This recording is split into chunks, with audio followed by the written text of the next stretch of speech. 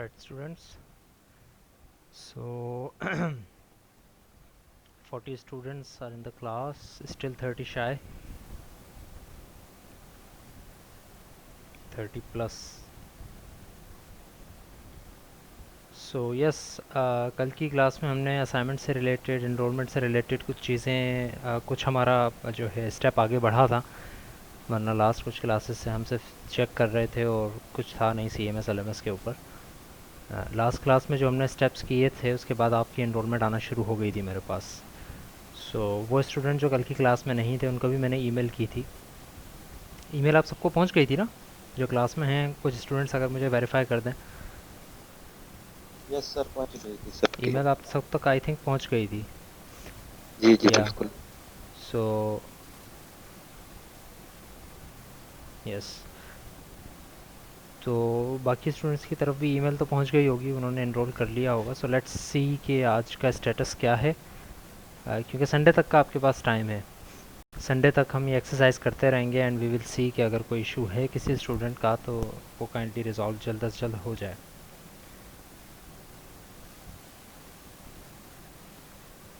सो किस किस स्टूडेंट का इशू है और क्या आपने रब्ता किया फिर IT डिपार्टमेंट से, क्या जवाब मिला आपको? क्यों नहीं इनरोल किया अभी तक? सैयद मोहम्मद शाह कह रहे हैं अभी तक इनरोल नहीं किया। तो कर लें इनरोल, अभी कर लें बेशक, रीज्वाइन कर लीजिएगा क्लास को। अगर आपको मिस करनी है क्लास, मतलब छोड़ के जाके और फिर दोबारा आपको लॉगिन करना पड़े, तो बेशक क्लास से चले जाएं, अभी 5 मिनट बाद वापस आ जाएं, इनरोल कर लें खुद को।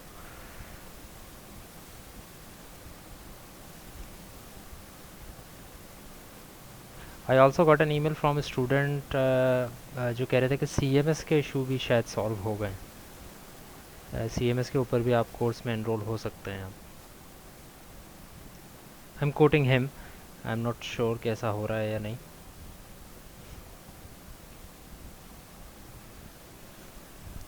ओके, कोई सोल्यूशन निकालें फिर सैयद मोहम्मद शाह। संडे तक का टाइम मैंने दिया है, उसमें रिकवर करें अपनी चीज़ें, जो भी मसले मसाइल आ रहे हैं बीच में, और जिस स्टूडेंट के साथ भी मसले आ रहे हैं संडे से पहले पहले एनरोलमेंट आप लोगों ने करवा लेनी है। अगर IT के थ्रू कोई मसला है, संडे मैंने इसलिए दिया है क्योंकि अगर IT के थ्रू कोई मसला है तो वो आज कल में आप सॉल्व करवा लें। आज भी वर्किंग डे है, कल भी है, आई थिंक सैटरडे को भी शायद वो लोग आते हैं यूनिवर्सिटी, या कम अज़ कम ईमेल पर तो होंगे ही।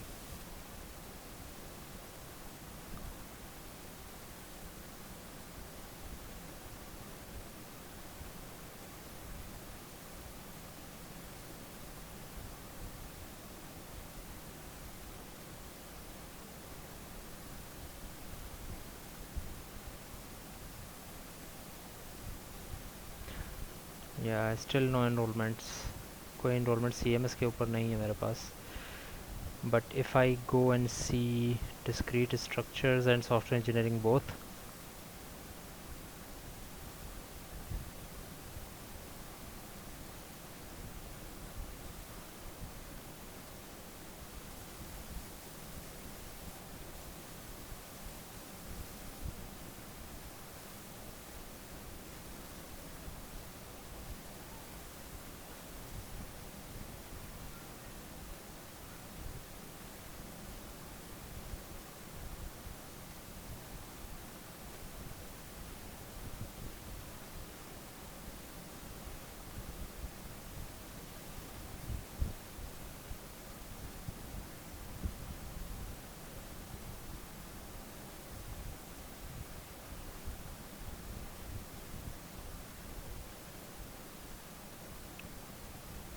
ओके, स्क्रीन आपको आई थिंक नज़र नहीं आ रही अभी तक।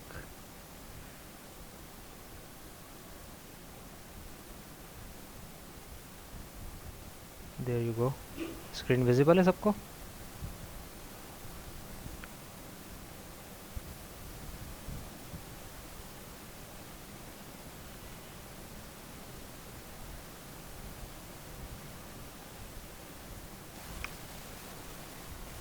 Right, so this is discrete structures A. I've got 24 participants as of now. मैं बस स्क्रॉल कर रहा हूँ, अगर आपने अपना नाम वेरीफाई करना है तो बेशक अभी कर लें, वरना रिकॉर्डिंग इसकी देख लीजिएगा, जाके पॉज करके देख लीजिएगा एक एक करके। तो ये सारे स्टूडेंट्स हैं जो कि डिस्क्रीट स्ट्रक्चर सेक्शन ए में हैं। इसके बाद डिस्क्रीट स्ट्रक्चर सेक्शन बी में आते हैं, तो आई थिंक सभी स्टूडेंट्स हैं, ये 37 is quite a good number.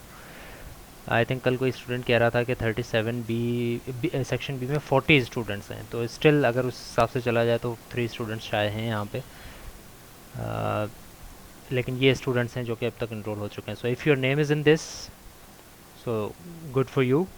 Otherwise जाकर अपना काम करवाएं और इसमें इनरोलमेंट जल्द से जल्द करना है। So it's still counting I think me myself as well as a teacher. So effectively I think there are 36 students.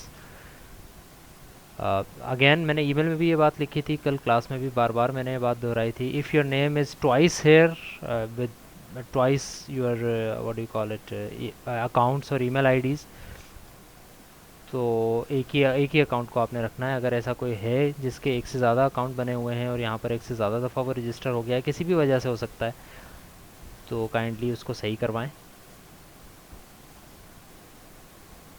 Okay, सो सब स्टूडेंट्स आई थिंक stu@smiu.smiu को यूज़ कर रहे हैं यहाँ पे, right, except myself. Software engineering की बात करें तो 25 हैं, आई थिंक वही 25 जो कि जिन्होंने यहाँ पर 24 हैं, सॉफ्टवेयर इंजीनियरिंग में 25 हो गए हैं। सो 1 स्टूडेंट यहाँ पे ज़्यादा है। सो यहाँ पर भी अपना नाम चेक कर लीजिएगा फिर, if it's here then good, वरना संडे से पहले पहले इनरोलमेंट करवाएं। 34 स्टूडेंट्स आर हेयर, अब 37 थे वहाँ पे, 34 हैं, यहाँ पर 2-3 स्टूडेंट्स की कमी है। So these are the students who are registered.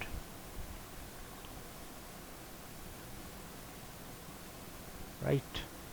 So this is your status as of now on LMS. एक और काम हमने कहा था, मैंने कहा था आपसे कि आपने जो असाइनमेंट मैंने डिस्क्रीट स्ट्रक्चर की जो शेयर की थी, उसके अंदर असाइनमेंट के सबमिशन इंस्ट्रक्शन में बहुत सारी चीज़ें हमने डिस्कस की थी। बट उसके अंदर अगर कोई इशू है तो वो मुझे बता दें कि क्या है। कोई इश्यूज़ मैंने कहा था कि अगर हो तो आप कल की क्लास में डिस्कस कर लीजिएगा। आई थिंक दिखा दी मैंने नासिर सही, सॉफ्टवेयर इंजीनियरिंग की लिस्ट। नासिर, आपका मुझे नाम याद रह गया, आपने कल आई थिंक मुझे कहा था कि आपको ईमेल नहीं आती हैं, तो आप मुझे ईमेल कर दें काइंडली। मैंने आपको ईमेल एड्रेस भी अपना सेंड किया था, आप मुझे ईमेल कर दें कि सर ये मेरी ईमेल है, मैं सॉफ्टवेयर इंजीनियरिंग या जिस भी आप जो भी आपका कोर्स है, कोर्स नेम सेक्शन नेम साथ लिख के मुझे ईमेल कर दें, तो मैं आपका नाम जो है अपने ईमेल के ग्रुप में डाल दूँगा। यस अज़हर।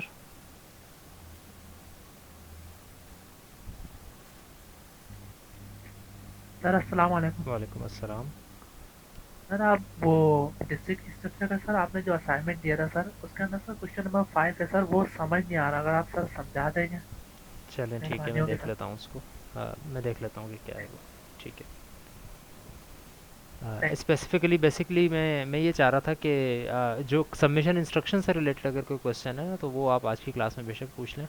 लेकिन ठीक है, अगर आपको क्वेश्चन समझ नहीं आया, मैं दोबारा एक दफ़ा रिपीट कर दूंगा। Although this is not a discrete structure class, but आप मुझे ईमेल करें नासिर, आप मुझे ईमेल करें। यहाँ पर मैसेज लिखा हुआ I can't store it anywhere as of now.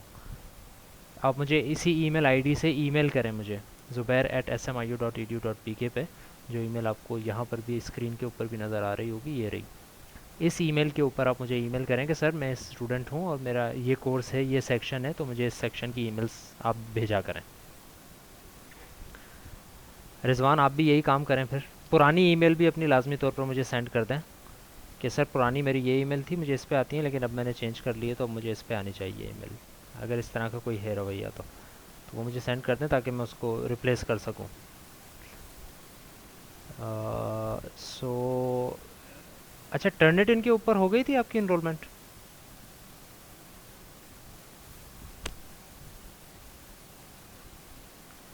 What about Turnitin? Because first assignment and maybe आगे चल के काफ़ी ज़्यादा असाइनमेंट हम टर्निटिन के ऊपर लें, because it is a theoretical subject and you would have to submit your assignment with a cap of plagiarism. You guys know what plagiarism is, right? Tell me what plagiarism is. Send me a message in the chat room. What plagiarism is? What do you think plagiarism is?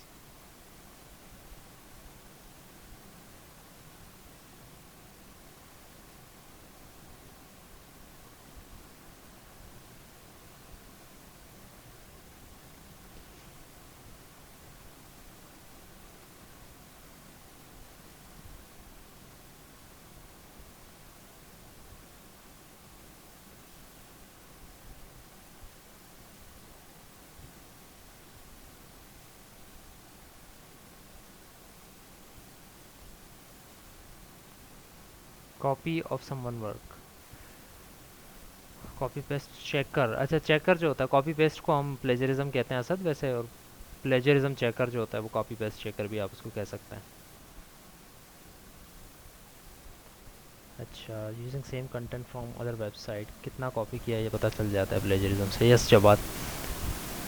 So basically होता ये है कि आप first semester के student तो नहीं है खैर कि आपको बेसिकली पूरी बात शुरू से समझाई जाए। यू ऑल नो, आप 4-5 सब्जेक्ट्स ऑलरेडी पढ़ के आए हुए हैं, यूनिवर्सिटी में आपने टाइम गुजारा है, so you know that. But nevertheless plagiarism जो होती है बेसिकली वो किसी भी पब्लिश्ड जगह से अगर आप चीज़ कॉपी करके अपने नाम से पेश करें, दैट इज़ कॉल्ड प्लेजरिज्म। अगर आप सिर्फ उसको लिखते हैं और अपना नाम उस पर नहीं लगाते, फॉर एग्जांपल आपने सिर्फ शेयर की है वो चीज़, आपने आपने ये नहीं कहा कि ये बात मैं कह रहा हूँ, आपने ये कह दिया है कि ये बात फ़लाँ ने कही थी या फ़लाँ किताब में पब्लिश्ड है, तो टेक्निकली इसको प्लेजरिज्म नहीं कहते। तो अगर आप किसी पूरी बुक को भी कॉपी करके, फॉर एग्जांपल एक एक एग्जैजरेशन कर रहा हूँ मैं, इट्स नॉट रियली एप्लीकेबल, आपने एक पूरा पैराग्राफ बुक से उठा लिया, उसको कॉपी करके पेस्ट कर दिया, अगर आप ये कहते हैं कि ये पैराग्राफ जो है ये मैंने लिखा है, दैट इज़ प्लेजरिज्म। बट अगर आप ये कहते हैं कि बुक के अंदर इयन सोमरविल अपनी फ़लाँ एडिशन की बुक के अंदर इस चैप्टर के अंदर ये पैराग्राफ कहता है या इस चीज़ को ऐसे डिफ़ाइन करता है, और आप वो पूरी पूरी चीज़ कोट कर देते हैं वहाँ से, तो दैट इज़ नॉट प्लेजरिज्म। आपने वो चीज़ लिखी है लेकिन आपने उसको कोट किया है कि क्यों आपको लगा कि आपको यहाँ पर वो चीज़ कोट करनी चाहिए। ठीक है, so if you are just quoting something, that is not exactly plagiarism. Plagiarism is that कि आप अपने नाम से उस चीज़ को पब्लिश करें। ठीक है, अब बात आती है कि प्लेजरिज्म आपकी असाइनमेंट में किस तरह से उसको टैकल किया जाएगा, क्या पॉलिसीज़ हैं। तो एक बात समझ लें कि we are not going to publish anything, right. हम कोई चीज़ पब्लिश तो कर नहीं रहे हैं कि वो इंटरनेट के ऊपर चली जाएगी और फिर जो है वो आपके ऊपर एक फॉर एग्जांपल एक केस बन सकता है कि आपने कॉपी की है या प्लेजरिज्म की है। सो इस तरह की अगर चीज़ नहीं है, लेकिन फिर भी हम ये चाहते हैं क्योंकि it is an undergraduate programme, तो इसमें जितनी चीज़ें मुमकिन हो स्टूडेंट अपने दिमाग से लिखे, खुद लिखे, बिकॉज़ यहाँ पर हम कोई चीज़ आगे लेकर नहीं जा रहे हैं, हम ये चाह रहे हैं कि आपको समझ आ जाए वो चीज़ें जो कि ऑलरेडी हो चुकी हैं। हम कोई नई चीज़ इनोवेट नहीं कर रहे हैं इस कोर्स के अंदर एज ऑफ नाउ, यानी कि जो हमारे असाइनमेंट्स हैं, क्विज़ेज़ हैं, उसके अंदर कोई नई चीज़ आप मुझे नहीं बता रहे होंगे, आप वही चीज़ें बता रहे होंगे जो कि आपको समझाई गई हैं, जो कि आपने बुक में पढ़ी हैं। तो हम ये चाहते हैं कि आप इस लेवल के ऊपर एग्जैक्टली चीज़ें कॉपी ना करें कहीं से। बेशक आप उसको साइट करें, लेकिन इट इज़ प्रेफरेबल कि आप कॉपी ना करें कहीं से भी। बेशक अगर आप ये कहते हैं कि मैंने कॉपी की है लेकिन साइट भी तो किया है, साइट का मतलब ये है कि आपने उसको रेफ़र भी तो किया है कि किसने कहा है। बेशक ऐसा सही है, इसे प्लेजरिज्म में नहीं आता, लेकिन इस कोर्स के अंदर अंडर ग्रेजुएट लेवल के ऊपर इट इज़ प्रेफरेबल कि स्टूडेंट अपना ओरिजिनल काम पेश करें, ताकि टीचर को ये पता लग सके कि स्टूडेंट ने खुद क्या समझा है। हमने जो चीज़ें समझाई उसको बुक से पढ़ के या स्लाइड से पढ़ के जो चीज़ें समझाई, स्टूडेंट को खुद क्या समझ आया है उसमें, अब वो अपने लफ्ज़ों में जब बयान करता है उस चीज़ को, तो एक्चुअली वो क्या समझता है कि उसको क्या समझ आया। ठीक है, इस वजह से प्लेजरिज्म इस लेवल के ऊपर बहुत कम अलाउ की जाती है। यानी कि अगर आपकी कोई मैं असाइनमेंट देता हूँ और आपको कहता हूँ कि इसमें प्लेजरिज्म नहीं आनी चाहिए, तो बेसिकली आई एम सेइंग कि 10 to 15% प्लेजरिज्म हो सकती है, इससे ज़्यादा नहीं हो। यानी कि 10 से 15% काम तो आपका ऐसा हो सकता है जो कि आपने कहीं से उठाया हो। ऑब्वियसली आप कुछ वर्ड्स ऐसे यूज़ करोगे, कुछ सेंटेंसेस ऐसे यूज़ करोगे जिसको दूसरी तरह से रिफ्रेश करने का कोई तरीका है ही नहीं। ठीक, तो जिस तरह सॉफ्टवेयर डेवलपमेंट आपने लिख दिया, अब सॉफ्टवेयर डेवलपमेंट तो सॉफ्टवेयर डेवलपमेंट ही कहा जाएगा उसको, ज़्यादा से ज़्यादा सॉफ्टवेयर से इंजीनियरिंग कह दिया जाएगा, राइट। तो ये चीज़ें तो आप चेंज नहीं कर सकते हैं, तो इस चीज़ की लीवे के लिए कह दिया जाता है चाहे 15% तक 20% तक प्लेजरिज्म हो। इसके अलावा जितनी भी चीज़ें होती हैं वो सारी स्टूडेंट से ये एक्सपेक्ट किया जाता है कि वो खुद लिखेंगे। सो आपकी डिस्क्रीट की मैं बात कर लेता हूँ। सबसे पहले जो क्वेश्चन पूछा है इन्होंने कि क्वेश्चन नंबर 5 को बता दें कि क्या है। elaborate with the use of example what kind of sentences are not considered as propositions। हमने ये पढ़ा था कि propositions होती क्या है, आपका क्वेश्चन नंबर 1 भी यही है कि proposition है क्या, ये बता दें। ये हमें पता है, लेकिन हमने साथ साथ ये भी डिस्कस किया था बड़ी डिटेल में कि अगर proposition एक कोई भी डेफिनेशन है proposition की, उसके मुताबिक उस डेफिनेशन पे जो चीज़ उतरती है उसको हम proposition कहते हैं।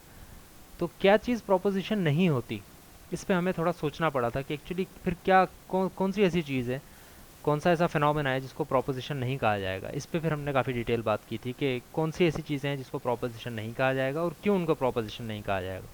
तो इस क्वेश्चन में आपने ये बताना है, कुछ एग्जांपल्स भी देनी है, उनकी मदद से आपने समझाना है कि एक्चुअली ये चीज़ें जो मैं कह रहा हूँ ये प्रोपोजिशंस नहीं है, because this and that what ever. तो बेसिकली ये आपने बताना है। होप किस क्वेश्चन अब क्लियर हो गया होगा। Coming back to assignment of software engineering as well, assignment software engineering की भी मैं आपको दे रहा हूँ। Same instruction, same thing, just questions are changed. So इसको भी एक दफ़ा हम समझ लेते हैं कि असाइनमेंट में है क्या, और फिर उसके बाद बात ख़त्म करेंगे। सिंध मदरसा इस्लाम यूनिवर्सिटी की असाइनमेंट है, सॉफ्टवेयर इंजीनियरिंग का डिपार्टमेंट है, फॉल 2020 के स्टूडेंट्स हैं आप, SEN 102 आपके कोर्स का कोड है, ये सारी चीज़ें हैं। प्रॉब्लम सेट ये है कि name and describe some of the different types of software with examples. Software की हमने बहुत सारी टाइप्स देखी। एक फॉर एग्जांपल हमने इस तरह की भी टाइप्स देखी हैं कि वो किस मशीन पे चल रहे हैं, वो सॉफ्टवेयर्स अलग हैं। वो किस डेवलपमेंट प्रोसेस से आते हैं या किस चीज़ पे डिपेंडेंट हैं, वो सॉफ्टवेयर्स अलग हैं। वेब एप्लीकेशंस अलग होती हैं, बहुत सारी चीज़ें हमने देखी थी। इसके बारे में मैं और डिटेल नहीं बता रहा हूँ। You have to figure it out कि एक्चुअली क्या पूछा गया है क्वेश्चन में, कौन सी आप एग्जांपल्स दे सकते हैं और कितनी तरह की टाइप्स होती हैं। आपने सब नहीं बतानी है, सम ऑफ द डिफरेंट टाइप्स। हमने आई थिंक कोई 8-10 पढ़ी थी, कई 2-4 पहले पढ़ी थी, फिर 4-5 बाद में आ गई थी, कुछ इस तरह मिक्सचर करके हमने पढ़ी थी। तो उनमें से आपने सम ऑफ द अगर लिखा हुआ है तो अगर 8-10 हैं तो आप कम से कम 4-5 मुझे लिख के उनकी एग्जांपल्स के साथ आपने बताना है। Question number 2 is engineering of an standalone application is perceived as different than that of it's not that of than that of web based application. Describe which one is more complex and why. This question is actually saying कि जब engineer किया जाता है stand alone applications को और web applications को, तो इन दोनों का तरीक़ेकार कुछ डिफरेंट होता है। वेब बेस्ड एप्लीकेशन को जब इंजीनियर किया जाता है, स्टैंड अलोन एप्लीकेशन को जब किया जाता है, इन दोनों का तरीक़ेकार थोड़ा सा मुख्तलिफ होता है। बेसिक स्ट्रक्चर तो सेम होता है लेकिन थोड़ा सा मुख्तलिफ होता है स्टैंड अलोन एप्लीकेशन का इंजीनियरिंग और वेब बेस्ड एप्लीकेशन की इंजीनियरिंग। क्वेश्चन ये है कि आपने बताना है कि कौन सा ज़्यादा कॉम्प्लेक्स है, किस किस प्रोडक्ट की इंजीनियरिंग ज़्यादा कॉम्प्लेक्स है और क्यों है। ये चीज़ भी हमने डिस्कस भी की हुई है। स्लाइड्स जाके आप पढ़ेंगे, आपको जवाब इसका मिल जाएगा। बुक में इसकी काफ़ी एग्जांपल्स भी आपको मिल जाएंगी, ऑल्दो मैंने एग्जांपल्स मांगी नहीं है, but it would be good अगर आप एग्जांपल्स के थ्रू उसको एलाबोरेट करना चाहें। Question number 3 is saying what are some of the issues that affect the use of engineering of a software. यहाँ पर बेसिकली पूछा ही जा रहा है कि अगर आप सॉफ्टवेयर को इंजीनियर करते हैं तो उसमें कौन कौन से इश्यूज आ सकते हैं, कौन कौन से इश्यूज आते हैं, कौन कौन से इश्यूज आ सकते हैं। डिफरेंट तरह के सॉफ्टवेयर को इंजीनियर करने में डिफरेंट तरह के इश्यूज आ सकते हैं। अगर आप वो डिफरेंट एंगल से देखना चाहें तो आप वो डिफरेंट एंगल से बता दें, वरना आप जनरली बता दें क्या क्या इश्यूज आते हैं। Again discussed, already discussed and must be in the slides as well और book. Describe the differences between generic software products and customise software products. ये दो तरह के सॉफ्टवेयर प्रोडक्ट्स भी हमने डिस्कस किए थे, इनके एडवांटेजेस डिसएडवांटेजेस भी डिस्कस किए थे। इनकी इंजीनियरिंग में कौन सी इंजीनियरिंग शायद ज़्यादा आसान है, कौन सी ज़्यादा मुश्किल है, ये भी हमने डिस्कस किया हुआ है। आपने बस इन दोनों के डिफरेंसेस बताने हैं and you have to tell me के क्या डिफरेंसेस हैं actually. Question number 5 is what are the steps involved in generic software process, explain every step in detail. यहाँ पर थोड़ा सा आपने एलाबोरेट करना है। सिर्फ आपसे जेनेरिक सॉफ्टवेयर प्रोडक्ट की प्रोसेस की स्टेप्स मांगे गए हैं। जनरली अगर मैं बताऊं तो वही चीज़ें हैं, ये कि रिक्वायरमेंट होती है, डेवलपमेंट होती है, टेस्टिंग होती है, ये जो स्टेप्स हैं इन सब को आपने बताना है कि ये स्टेप्स क्या हैं जेनेरिक सॉफ्टवेयर प्रोसेस के। और हर एक्सपेक्ट को, हर सॉफ्टवेयर प्रोसेस को, हर स्टेप को आपने डिटेल में फिर बताना भी है कि एक्चुअली ये स्टेप क्या करता है। Submission instructions are the same that you have to submit it on Turnitin. There should be an assignment on Turnitin by that name. आप MS वर्ड में सबके सवाल लिखें, जवाबात लिखेंगे, आप अपना नाम, roll number, underscore section .docs की फ़ाइल बनेगी। लॉगिन आप टर्निटिन पे करेंगे। इस क्लास की ID ये है और इनरोलमेंट की ये है। This is SC2AB on Turnitin, नाम इस क्लास का ये है। प्लेजरिज्म इस असाइनमेंट में फ़िलहाल मैं 40% अलाउ कर रहा हूँ आपको। इसके बाद अगली असाइनमेंट्स में हम इस प्लेजरिज्म को काफ़ी कम कर देंगे। It would not be allowed more than 20% और समथिंग लाइक दैट। सो अभी से आप अगर ये तैयारी कर लेंगे कि आप फर्स्ट असाइनमेंट भी बनाएं तो उसकी प्लेजरिज्म 20 से कम ही रखें, तो आपकी ज़्यादा अच्छी प्रैक्टिस हो जाएगी कि आप किस तरह से रिफ्रेश कर सकते हैं, या अपने लफ्ज़ों में कितनी ज़्यादा आपको बातें बतानी चाहिए जिसकी वजह से, या कितना कम आपको कोट करना चाहिए। तो आपकी थोड़ी सी एक प्रैक्टिस हो जाएगी। अदरवाइज़ ऑन पेपर इस असाइनमेंट की प्लेजरिज्म 40% तक अलाउड है। लेट सबमिशन टर्निटिन पर अलाउ नहीं है। ईमेल के ऊपर भी लाजमी तौर पर आपने सबमिट करवाना है। ईमेल का आपने क्या कहते हैं, सब्जेक्ट ये रखना है, इस ईमेल पर सबमिट करवा देना है। बॉडी में रोल नंबर और ईमेल भी लिखनी है, सॉरी नाम भी लिखना है, अटैच करेंगे आप फाइल, इस ईमेल पे आप सबमिट कर देंगे। ईमेल पर लेट सबमिशन आप करवा सकते हैं, बट वो तभी होगी जब आप टर्निटिन पर सबमिट ना करवा सकें। अगर आपने टर्निटिन पे टाइम पे करवा दिया है तो आप ईमेल भी साथ साथ करते हैं। ईमेल भी जो है 30th तक ही आ जानी चाहिए। उसके बाद अगर आ रही हैं तो एक एक्सेप्टेंस तो हो जाएगी, but that will be with some penalized marks. So that's about it.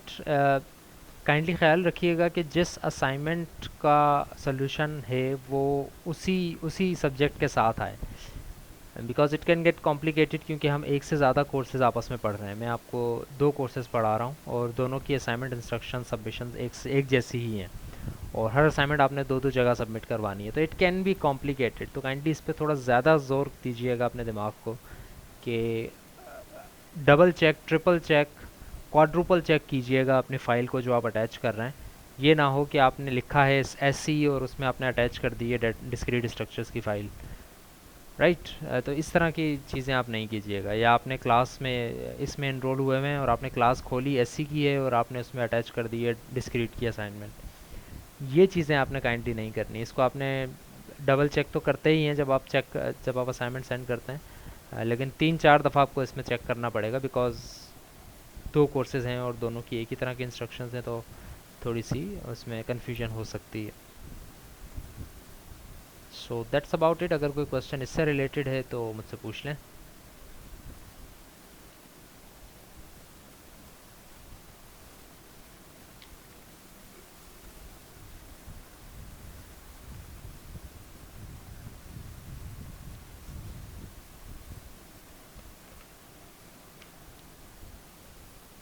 Okay, Huzaifa Singh के डिस्क्रीट स्ट्रक्चर बी में भी इनरोल कर दिया है आपने गलती से। अच्छा, क्यों किया है? डिस्क्रीट स्ट्रक्चर बी में Huzaifa, there is no Huzaifa here. 001, no, हाँ ये आ गया, सॉरी। सो आपको मैं अनएनरोल कर दूँ यहाँ से? डिस्क्रीट स्ट्रक्चर्स बी खोला हुआ है मैंने, Mohammad Huzaifa Al Ashari BSc 20S001। Is that okay Huzaifa? Can you confirm? आप बी सेक्शन के नहीं हैं? Okay, so you are getting unenrolled from here. ठीक है जी, done. You are not any more student of discrete structures B. I hope कि आपने ए के अंदर इनरोल किया हुआ होगा।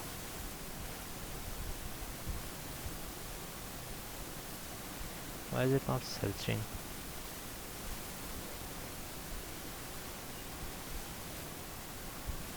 ए में आप मेरे ख्याल से अब इनरोल कर सकेंगे क्योंकि आप पहले बी में थे।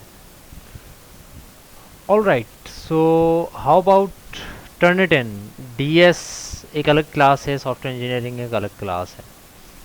How many students have enrolled in this class? Let's check. 12 students have enrolled in discrete structure की क्लास मैं आपके सामने रख रहा हूँ। Just 3 students.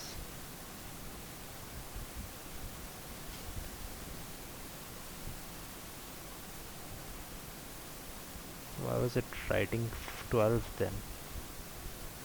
So just 3 students have enrolled on Turnitin. Kindly Turnitin पर भी टाइमली enroll कर लें ख़ुद को। इस बात का वेट ना करेंगे जब बस आपकी असाइनमेंट बनेगी और आप सबमिट करवाने आएंगे तब आप जो है वो enroll होंगे। enroll हो जाएं Turnitin के ऊपर साथ साथ, सॉफ्टवेयर इंजीनियरिंग में भी और डिस्क्रीट स्ट्रक्चर्स में भी।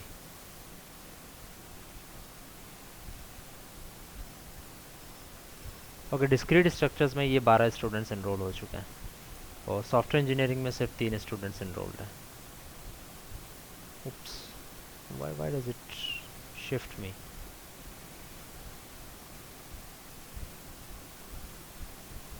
This is software engineering. This is discrete structures. तो जो स्टूडेंट नहीं एनरोल वो हो जाएं और जो हो चुके हैं उनके लिए कंफर्मेशन है यहाँ पे कि आपका नाम आ रहा है मेरे पास. So that's about it.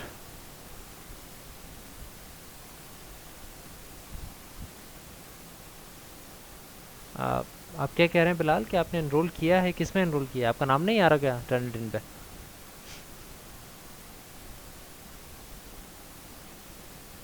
Bilal का आ रहा है मेरे पास नाम, Bilal कलहोड़ो.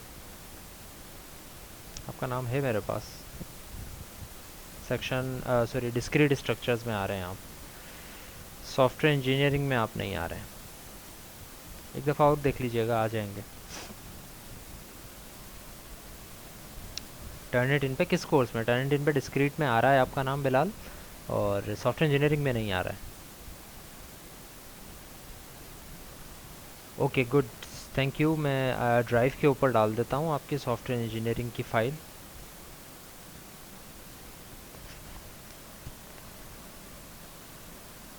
Does anyone have any information about university? कब से खुल रही है?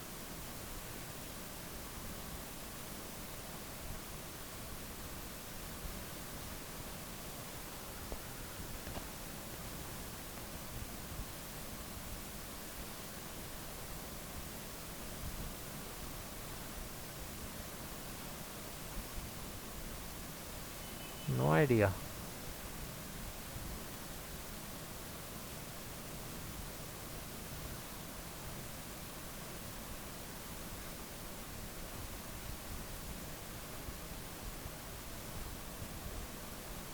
What do you guys think, होनी चाहिए यूनिवर्सिटी ओपन या नहीं?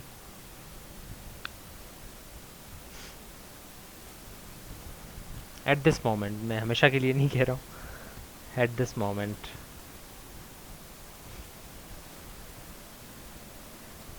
क्यों होनी चाहिए और क्यों नहीं होनी चाहिए? एक पॉइंट में मुझे अगर आप बता दें, जो जो कह रहे हैं होनी चाहिए, जो जो कह रहे हैं नहीं होनी चाहिए, एक पॉइंट में बता दें क्या नुकसान या क्या फ़ायदा होगा.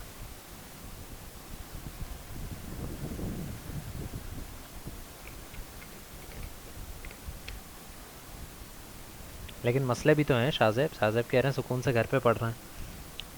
मसले भी तो है ना. फिर अभी तो खैर क्लास स्टार्ट हुई है हमारी. जब असाइनमेंट क्विज़ेस ये चीज़ें होंगी तो फिर मसले क्रिएट हो सकते हैं. हाउ अबाउट कि मैं असाइनमेंट में क्विज़ लूँ और मैं कहूँ 20 मिनट है आपके पास क्विज़ करने के लिए, आपकी लाइट चली जाए, फिर क्या होगा? राइट, ये मसले बहुत हैं. आई एम नॉट सेइंग कि ऐसा खुल जानी चाहिए. आई am just debating on what your reason is.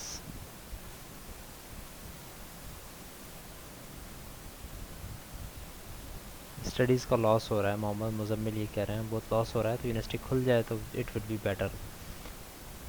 अरे बेजार हो गए हैं रिजवान वसीर. और सही से पढ़ाई भी नहीं हो पा रही. अच्छा ओके, मोइज़ अहमद कह रहे हैं कि माहौल एक बन जाता है ना स्टडी का, तो घर पे वो बात नहीं है जो एक फ़िज़िकल क्लास में होके हो सकती है. फ़िज़िकल में आसानी है. ज़्यादा वोट्स जो आ रहे हैं, ज़्यादा वजूहत जो मुझे बता रहे हैं, वो स्टूडेंट्स यही चाह रहे हैं कि फ़िज़िकली क्लासेस स्टार्ट हो जाएं. सो लेट्स सी क्या होता है. यस हुज़ैफ़ा, जिस तरह से मैं कह रहा था ना अभी कि शाज़िब जो कह रहे थे कि आराम से पढ़ रहे हैं, तो मैंने ये कहा था कि मसाइल ज़्यादा क्रिएट हो रहे हैं, तो इंफ्रास्ट्रक्चर के काफ़ी मसले हैं यहाँ पे. सो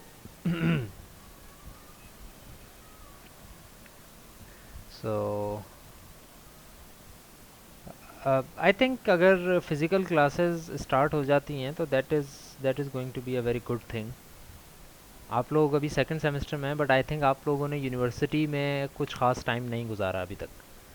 आप क्या, आई थिंक एडमिशन हुआ था और that right there and then right जो लॉकडाउन था वो लग गया था. I think it's like that. You are second semester students और आप आई थिंक जनवरी में आए थे और जनवरी के एंड में और फरवरी के कुछ 1-2 हफ्ते शायद आप लोग थे. उसके बाद जो है वो यूनिवर्सिटी ऑफ हो गई थी. या सो 2 वीक्स, हाँ 3 वीक्स हो गए थे, राइट। तो लेट्स सी क्या होता है। In my personal opinion I think online classes are a very positive thing, but they are not an alternative. Physical classes का अल्टरनेटिव तो बिल्कुल नहीं है ये क्लासेस ऑनलाइन। ऑनलाइन में बहुत सारे फ़ायदे हैं लेकिन बहुत सारे नुकसान भी हैं। एंड आई थिंक इसके जो नुकसान हैं उसका पलड़ा ज़्यादा भारी है रादर देन के जो इसके फ़ायदे हैं। फ़ायदे इतने ज़्यादा मेरी नज़र में नहीं है ऑनलाइन क्लास के जितने नुकसानात हैं इसके। स्पेशली जब हम बात कर रहे होते हैं आपकी असेसमेंट की।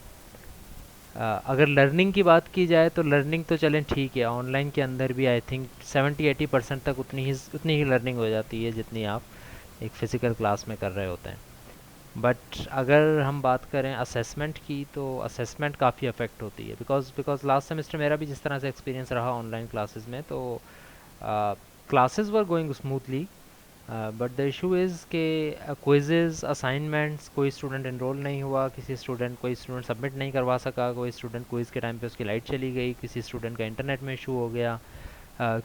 लास्ट सेमेस्टर आपने भी देखा होगा बारिशें काफ़ी हुई, तो बारिशों की वजह से क्योंकि ज़्यादा पॉपुलेशन कराची में ही रह रही होती है, तो वो बहुत ज़्यादा अफेक्ट हो गए और क्विज़ेज़ हो रहे हैं, असाइनमेंट्स हो रही हैं और फाइनल एग्ज़ाम्स स्टार्ट हो गए हैं एंड स्टूडेंट्स के पास 4-4 दिन से लाइट नहीं है, इंटरनेट नहीं है।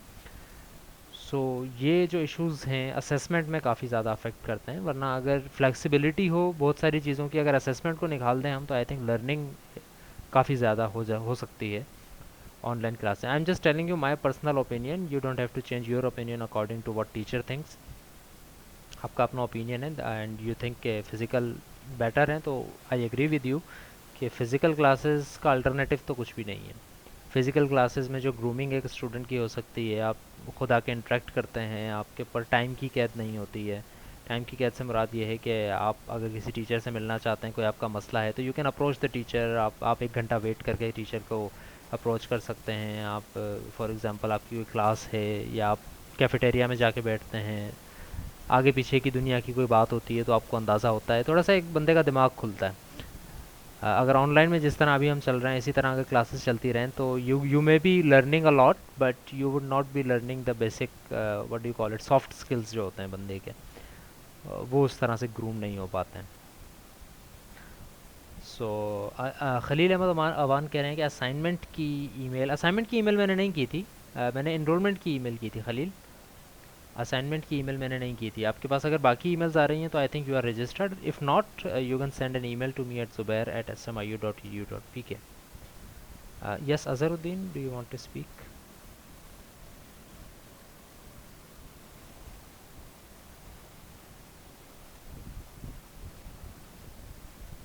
अजहरुद्दीन ने हैंड रेज किया था, do you want to speak? You can unmute you. Okay, नहीं कहना चाह रहे थे, गलती से हो गया होगा।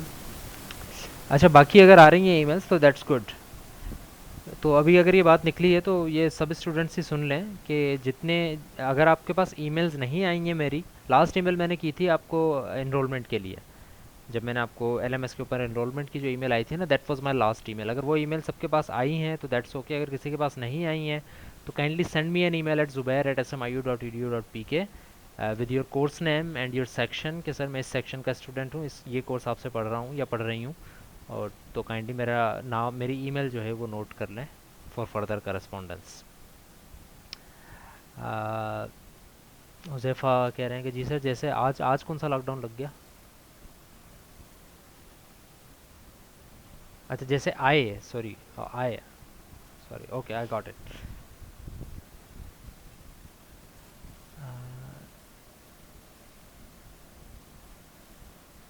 हाँ, आप इनरोलमेंट कर सकते हैं। अल्टरनेट इनकी जो आईडी और क्लास आईडी और की है वो आपको असाइनमेंट के डॉक्यूमेंट के अंदर मिलेगा।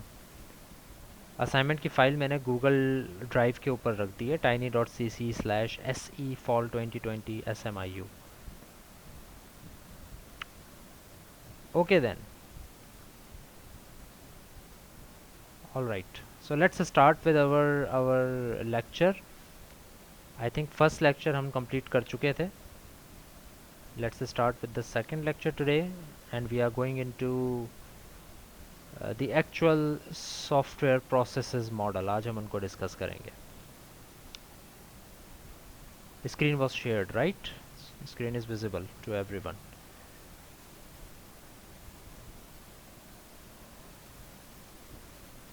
लाइब्रेरी शाज़ेब सैन आप कह रहे हैं कि लाइब्रेरी तो नहीं खुल रही यूनी की. आई एम नॉट श्योर कि लाइब्रेरी का क्या सीन है. लाइब्रेरी का आइडिया नहीं है मुझे. आई थिंक लाइब्रेरी तो ओपन थी सबके लिए. You can't sit there but you can take the books, जितनी मुझे इंफॉर्मेशन है. लाइब्रेरी आई थिंक ओपन है. You can't sit there but आप बुक इश्यूज़ करवा सकते हैं. बाकी आप जाएंगे या रब्ता करेंगे किसी से तो अंदाज़ा हो जाएगा. कुछ स्टूडेंट्स जा भी रहे होंगे. अदरवाइज़ इट्स हाईली लाइकली कि मंडे से यूनिवर्सिटी ओपन हो ही जाए किसी ना किसी तरीके से. सो तब भी देखा जा सकता है. Okay, so let's start with our second lecture of software engineering. We are going to start software processes today. What are software processes? जिसमें से एक पांचवा क्वेश्चन अभी मैं असाइनमेंट में डिस्कस कर रहा था ना कुछ देर पहले कि जेनेरिक सॉफ्टवेयर प्रोसेसेस जो होते हैं उनके स्टेप्स क्या हैं, जेनेरिक स्टेप्स क्या हैं. इसी तरह सॉफ्टवेयर प्रोसेसेस को आज हम डिटेल में डिस्कस करेंगे. First of all, what is a software process? It is a structured set of activities, just like an algorithm, step by step things that you are going to do. It is a structured set of activities required to develop a software system. Self-explanatory definition. What are some of the software processes? There are four basic software processes. Number one is specification. Number two is analysis, design, and implementation. Validation and then evolution. ये चार basic steps हैं. Basically तो ये चार के बजाय छः हैं, लेकिन जो इम्प्लीमेंटेशन यानी कि एक्चुअली डेवलपमेंट का फेज़ है उसको हमने सिर्फ एक ही नाम, सेकंड नंबर वाला जो आपको चीज़ नज़र आ रही है, let's say this is your development phase. इससे पहले आप स्पेसिफाई करते हैं what is your problem, what are the requirements for those, उसके क्या क्या सॉल्यूशंस हो सकते हैं, आप किस तरह से इसको सॉल्व करेंगे. एंड देन आप एनालिसिस करते हैं, डिज़ाइन, इम्प्लीमेंटेशन वगैरह करते हैं. उसके बाद आप टेस्टिंग करते हैं, उसको वैलिडेट करते हैं कि उसमें क्या क्या इश्यूज़ हैं, क्यों इश्यूज़ हैं, उनको किस तरह से सॉल्व किया जा सकता है. And that's it. उसके बाद जो चौथा स्टेप है that is an evolution step, कि आपके सॉफ्टवेयर में अपडेट्स अगर रिक्वायर्ड हैं तो उसको आप किस तरह से टैकल करेंगे. तो these are some of the things जो कि बेसिक एक जेनेरिक सॉफ्टवेयर के प्रोसेस के अंदर स्टेप्स होते हैं, जो कि हम आज से पहले भी डिस्कस कर चुके हैं. वहाँ पर हमने 8-10 डिस्कस किए थे. A software process model is an abstract representation of a process. It presents a description of process to process from some particular perspective. So from here on we are going to start software process models. सबसे पहले ये समझ लें कि जब software process model का लफ्ज़ हम कहेंगे, फ्रेज़ कहेंगे, तो इसका मतलब है क्या. बेसिकली सॉफ्टवेयर प्रोसेस मॉडल एक ऐसा तरीक़ेकार है. अच्छा, इसको सिर्फ मॉडल ना कहें, इसको फ़िलहाल जिस तरह मैं डिफ़ाइन कर रहा हूँ मॉडल्स कह लें. कोई ऐसे तरीक़ेकार जिसके थ्रू आप सॉफ्टवेयर को प्रोसेस करें, सॉफ्टवेयर को इंजीनियर करें, उस तरीक़ेकार को कहा जाता है सॉफ्टवेयर प्रोसेस मॉडल. ये कोई कंक्रीट रिप्रेजेंटेशन नहीं होती कि यही काम होगा हमेशा. It is an abstract representation of a process, यानी कि ऊपर ऊपर से एक बर्ड आई व्यू से बताया जाता है कि ऐसे ऐसे काम होना चाहिए. राइट. फॉर एग्ज़ाम्पल आपसे अगर मैं ये कहता हूँ कि आपने यूनिवर्सिटी जाके और सॉफ्टवेयर इंजीनियरिंग की क्लास के अंदर बैठ के क्लास लेनी है, तो कुछ स्टेप्स होते हैं जो कि आप फॉलो करेंगे. सबसे पहला स्टेप आप ये कहते हैं कि आप सुबह में उठेंगे, फ्रेश होंगे. फॉर एग्ज़ाम्पल क्लास 9 बजे आप फ्रेश होंगे. फिर एक ऑप्शनल स्टेप आपके पास आ जाएगा कि आप जो है वो नाश्ता करेंगे. हो सकता है कोई करे, हो सकता है कोई ना करे. फिर आप बस पकड़ेंगे या अपनी व्हीकल जो भी है आप वहाँ पर उसको उस व्हीकल को एक्वायर करेंगे. फिर आप जाएंगे यूनिवर्सिटी, अपनी क्लास ढूंढेंगे, क्लास के अंदर बैठेंगे. ये काम सारे के सारे 9 बजे से पहले हो जाएंगे. तो 7वां स्टेप ये होगा फॉर एग्ज़ाम्पल कि आपकी क्लास स्टार्ट हो जाएगी. So these are abstract steps. तकरीबन सब यही मॉडल फॉलो कर रहे होंगे. राइट। अब मैंने वर्ड यूज़ किया है, सब यही मॉडल फॉलो कर रहे होंगे कि पहले काम ये होगा, फिर ये होगा, फिर ये होगा। अब एक मॉडल फॉर एग्जांपल ये भी हो सकता है कि कहें एक स्टूडेंट ये कहे कि मैं इस सीक्वेंशियल मॉडल को फॉलो नहीं करता कि पहले ये करें फिर ये करें फिर ये करें, मैं पैरेलल मॉडल को फॉलो करता हूँ क्लास में जाने के लिए। Now what is a parallel model? For example he और शी डिस्क्राइब्स हर मॉडल और हिज मॉडल एज दैट काम वही हो रहा होगा, प्रोसेस वही हो रहे होंगे, लेकिन मेरा मॉडल डिफरेंट है। मॉडल क्या है कि लेट्स से कि मैं नाश्ता नहीं करूँगा, पहले मैं नाश्ता हाथ में लेकर चला जाऊँगा और जब मैं बस में बैठ जाऊँगा तो नाश्ता भी कर रहा हूँगा साथ साथ और सफ़र भी हो रहा होगा। इसी तरह जब मैं उठूँगा तो फ्रेश हो जाऊँगा, फ्रेश होने के बाद डायरेक्ट मैं बस में चला जाऊँगा, फिर कोई ये क्या हो सकता है कि मैं बस में जब बैठ जाऊँगा तो मैं एक पर्टिकुलर लोकेशन पर नाश्ता मंगवा लूँगा, वहाँ पे उतर के नाश्ता ले लूँगा और फिर कर लूँगा, इतने में बस रुकेगी और मैं फिर चलना शुरू हो जाऊँगा। यानी काम वही हो रहे हैं लेकिन स्टेप्स मुख्तलिफ हैं, यानी कि तरीक़ेकार मुख्तलिफ है लोगों का करने का। तो बहुत ज़्यादा, बहुत बेतहाशा किस्म के सॉफ्टवेयर प्रोसेस मॉडल्स एग्जिस्ट करते हैं, लेकिन 3-4 ऐसे प्रोसेस मॉडल्स हैं जो कि स्पेसिफिकली डेवलपमेंट की दुनिया में इंजीनियर्स उसको हमेशा फॉलो करते हैं। राइट। जिस तरह से किसी भी चीज़ के बहुत सारे तरीके हो सकते हैं, लेकिन कुछ तरीके होते हैं जो कि सोसाइटल नॉर्म्स बन जाते हैं कि काम इसी तरह से होगा। राइट। तो सॉफ्टवेयर प्रोसेस मॉडल जो है, it is an abstract representation. It is just like saying कि अगर आपने सॉफ्टवेयर डेवलप करना है तो उसके लिए आपको ये काम करने पड़ेंगे, ये करेंगे ये करेंगे ये करेंगे। अब वो आपके ऊपर है कि आप दो कामों को उसमें से मिक्स करके एक साथ कर लें। हो सकता है कि एक काम को आप कम्प्लीटली ना करें, आप दूसरे को शुरू कर दें और कहें कि मैं जब तीसरा कर लूँगा तो फिर मैं पहले काम पर आऊँगा दोबारा, क्योंकि ये इस चीज़ पर डिपेंडेंट हो सकता है, what ever. So there are many models. It is just a representation of how someone is going to develop a software. अब इसकी अप्रोचेज़ के ऊपर आते हैं। सो दो तरह की अप्रोचेज़ कह सकते हैं आप कि सॉफ्टवेयर डेवलपमेंट के जब आप मॉडल्स को डिस्कस करेंगे तो दो तरह के मॉडल्स हो सकते हैं। एक जेनेरिक सॉफ्टवेयर प्रोसेस मॉडल्स होते हैं और एक होता है फॉर्मल सिस्टम्स की डेवलपमेंट। फॉर्मल सिस्टम की डेवलपमेंट पे हम बात नहीं करेंगे क्योंकि that is purely related to mathematical point of view, कि जब मैथमेटिकल सिस्टम्स बनाए जाते हैं तो उनके ऊपर आप लोगों ने आप किस तरह से उसको ट्रांसफॉर्म कर सकते हैं, किस तरह से उसको इम्प्लीमेंट करेंगे, उनके ऊपर ये काम किया जाता है। So not specifically related to software. So we will be relating to generic software process models. So like I said, बहुत सारे प्रोसेस मॉडल्स हो सकते हैं, जिनमें से दो आपके सामने यहाँ पर एक नज़र आ रहे हैं। एक है एक तरीक़ेकार है जिसको कहा जाता है वाटरफॉल मॉडल। वाटरफॉल मॉडल इसको कहा जाता है, बेसिकली तरीका इसका ये है कि अगर आप सॉफ्टवेयर को डेवलपमेंट कर रहे हैं, आप सॉफ्टवेयर डेवलप कर रहे हैं और जितने भी जेनेरिक स्टेप्स हैं आप उसको वन बाय वन फॉलो कर रहे हैं ना, कि पहले रिक्वायरमेंट स्पेसिफिकेशन हो गई, फिर एनालिसिस हो गया, फिर उसके बाद डेवलपमेंट हो गया, फिर उसके बाद अगर आप वन बाय वन सबको फॉलो कर रहे हैं तो इसका मतलब है कि you are going into a waterfall model like scenario, यानी कि आप सीक्वेंस में चल रहे हैं, लीनियर सीक्वेंस में चल रहे हैं।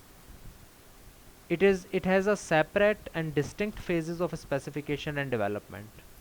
लेकिन एक और तरह के मॉडल्स भी होते हैं और वो होते हैं एवोल्यूशनरी डेवलपमेंट मॉडल्स। उसके अंदर होता ये है कि स्पेसिफिकेशन, डेवलपमेंट और टेस्टिंग जो होते हैं वो सीक्वेंशियल नहीं होते हैं। सीक्वेंशियल नहीं होने का मतलब, जिस तरह से अभी मैंने कहा थोड़ी देर पहले, कि रिक्वायरमेंट आपने कर ली, आप फिर एनालिसिस कर लिया, फिर जब आप डेवलपमेंट कर रहे हैं तो आपको याद आया कि रिक्वायरमेंट में एक चीज़ चेंज हो सकती है, तो आप दोबारा रिक्वायरमेंट में चले गए, फिर आप रिक्वायरमेंट के बाद एनालिसिस के बजाय डायरेक्ट जंप कर गए इम्प्लीमेंटेशन के ऊपर, यानी कि इंटरलीव्ड होती हैं। किसी चीज़ को आप मुकम्मल तौर पर छोड़ते नहीं है इस तरह के डेवलपमेंट में। वाटरफॉल मॉडल में आप पूरी तरह से छोड़ देते हैं, रिक्वायरमेंट हो गई डन, अब रिक्वायरमेंट पे कभी आप वापस नहीं जा सकते, रिक्वायरमेंट पूरी हो चुकी है, अब जो है अब आपने सिर्फ डेवलपमेंट करनी है, डेवलपमेंट पूरी हो गई डन, अब सिर्फ टेस्टिंग हो गई, अब आप डेवलप नहीं करेंगे। इस तरह से ये वाटरफॉल मॉडल है। लेकिन एवोल्यूशनरी डेवलपमेंट ज़्यादा बेहतर होती है, जिसका मतलब ये होता है कि आपने सारे काम जो है वो इंटरलीव कर सकते हैं। आपके काम हो सकता है कि एक काम दूसरे काम पे, पिछले काम पे डिपेंडेंट हो जाए, तो how are you going to deal with those? This is your certain waterfall model. I will give you a minute, take a look at it, and then I am going to ask you certain questions about it.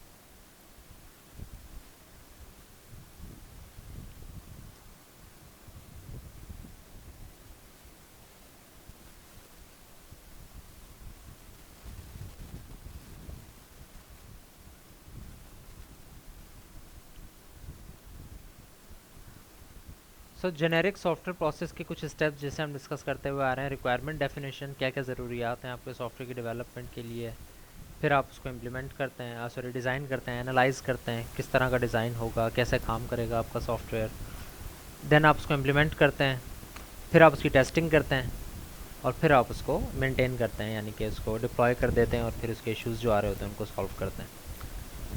अब ये काफ़ी एक elaborate model आपके सामने नज़र आ रहा है आपको।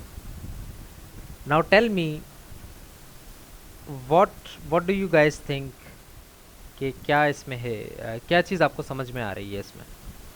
बेसिक चीज़ें तो मैं आपको बताऊंगा ही, मैं आपसे ये पूछ रहा हूँ कि क्या इंटरेस्टिंग चीज़ आपको इसमें नज़र आ रही है, क्या कुछ इंटरेस्टिंग ऐसी चीज़ नज़र आ रही है आपको इसमें जिसको आप कहें कि अच्छा इस पूरी ग्राफ को इस तरह से बनाने का मकसद ये है कि ये एक स्पेसिफिक बात बताना, जो कि कुछ स्टूडेंट को शायद समझ में आ गई हो।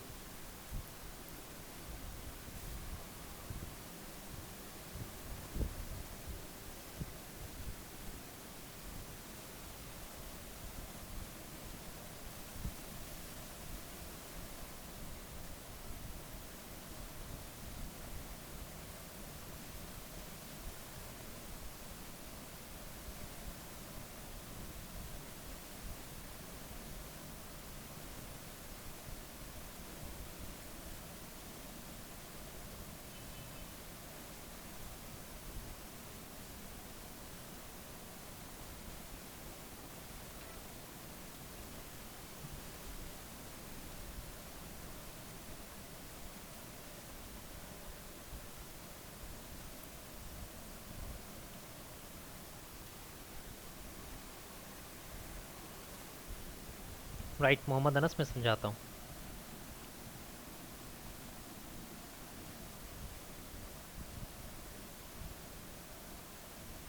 गुड, शाहसेब जैन, हसान सलीम भी सही कह रहे हैं, it is a sequential process.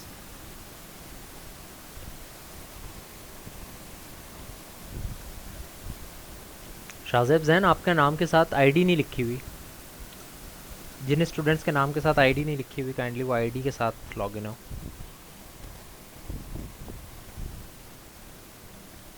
So yes,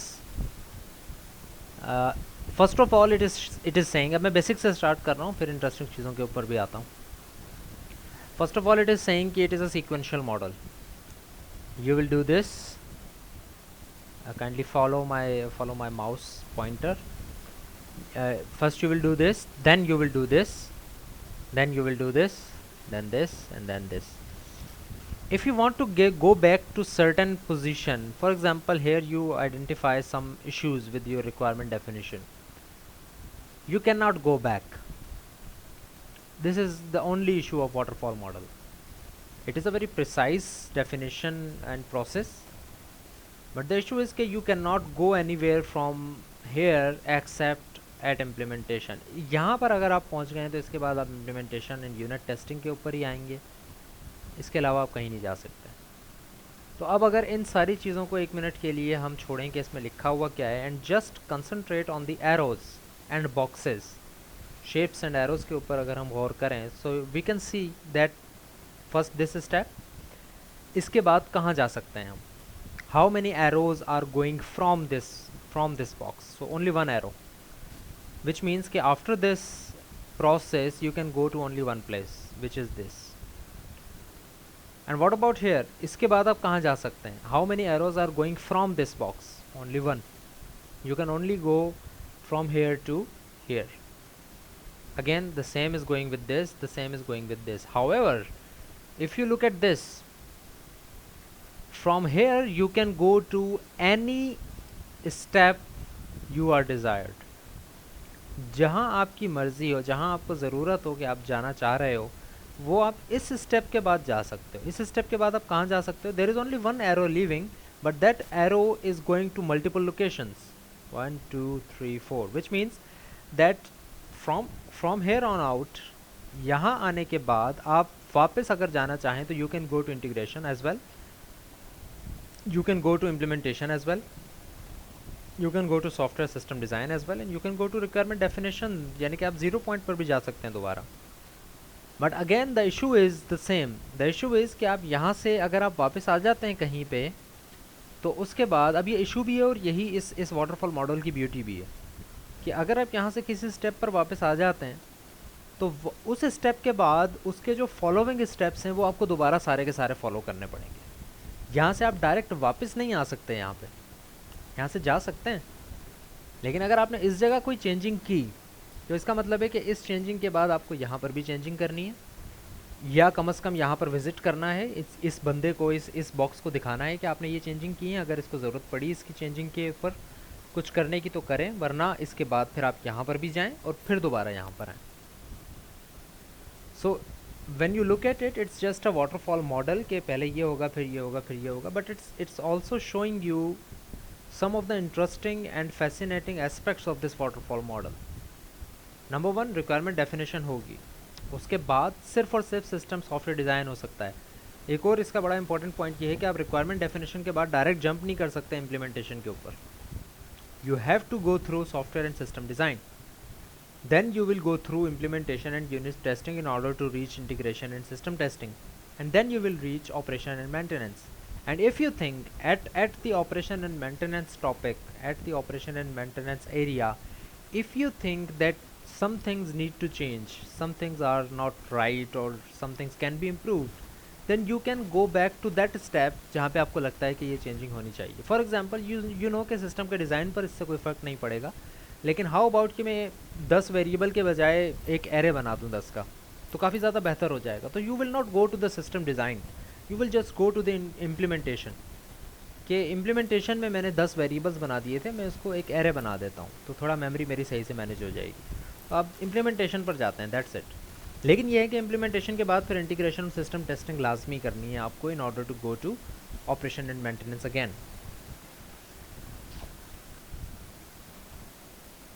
so this is a very sequential model. इसका एक सबसे बड़ा फ़ायदा ये है कि when you are starting something, when you are starting a step, you are sure that no dynamic update will be coming to you while you are working on it. ये इसका बहुत बड़ा फ़ायदा है. अगर आपका काम इम्प्लीमेंटेशन का है और आपका काम स्टार्ट हो चुका है तो इसका मतलब है कि इस ब्लॉक ने, इस बंदे ने अपना काम पूरा कर दिया है. इस बंदे ने जब काम पूरा कर दिया है, ये यहाँ पर आ गए आप और आपका काम स्टार्ट हो गया है, तो यू कैन बी श्योर कि ये बंदा अब आपको आके कुछ नहीं कह सकता कि ये चीज़ इसमें चेंज होगी.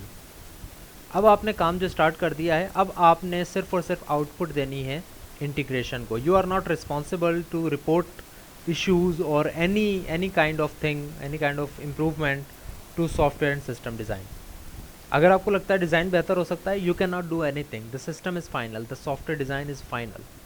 You are just suppose to implement it. आप उसको इम्प्लीमेंट करके आगे भेजेंगे तो इंटीग्रेशन वाला बंदा भी आपसे ये नहीं कह सकता कि यार इंटीग्रेशन में मसला आ रहा है, आप इम्प्लीमेंटेशन में ये चीज़ चेंज कर दें. You can not do that in this model.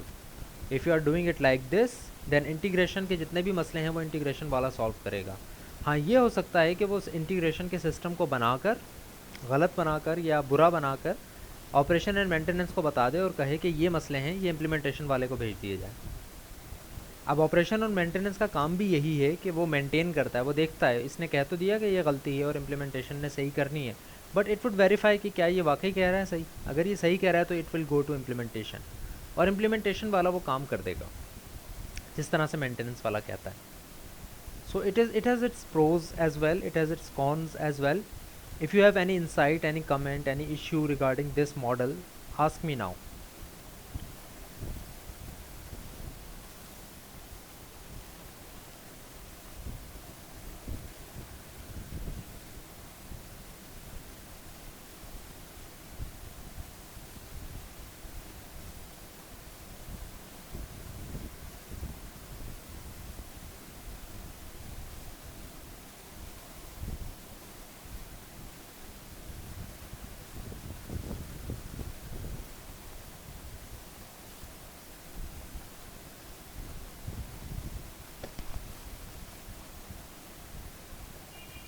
नहीं अनस, इसमें चेंज होगा मॉडल.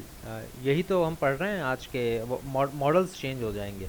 वाटरफॉल मॉडल इस तरह से काम करता है, आगे जो हम कुछ मॉडल्स पढ़ेंगे उनका काम थोड़ा डिफरेंट होगा.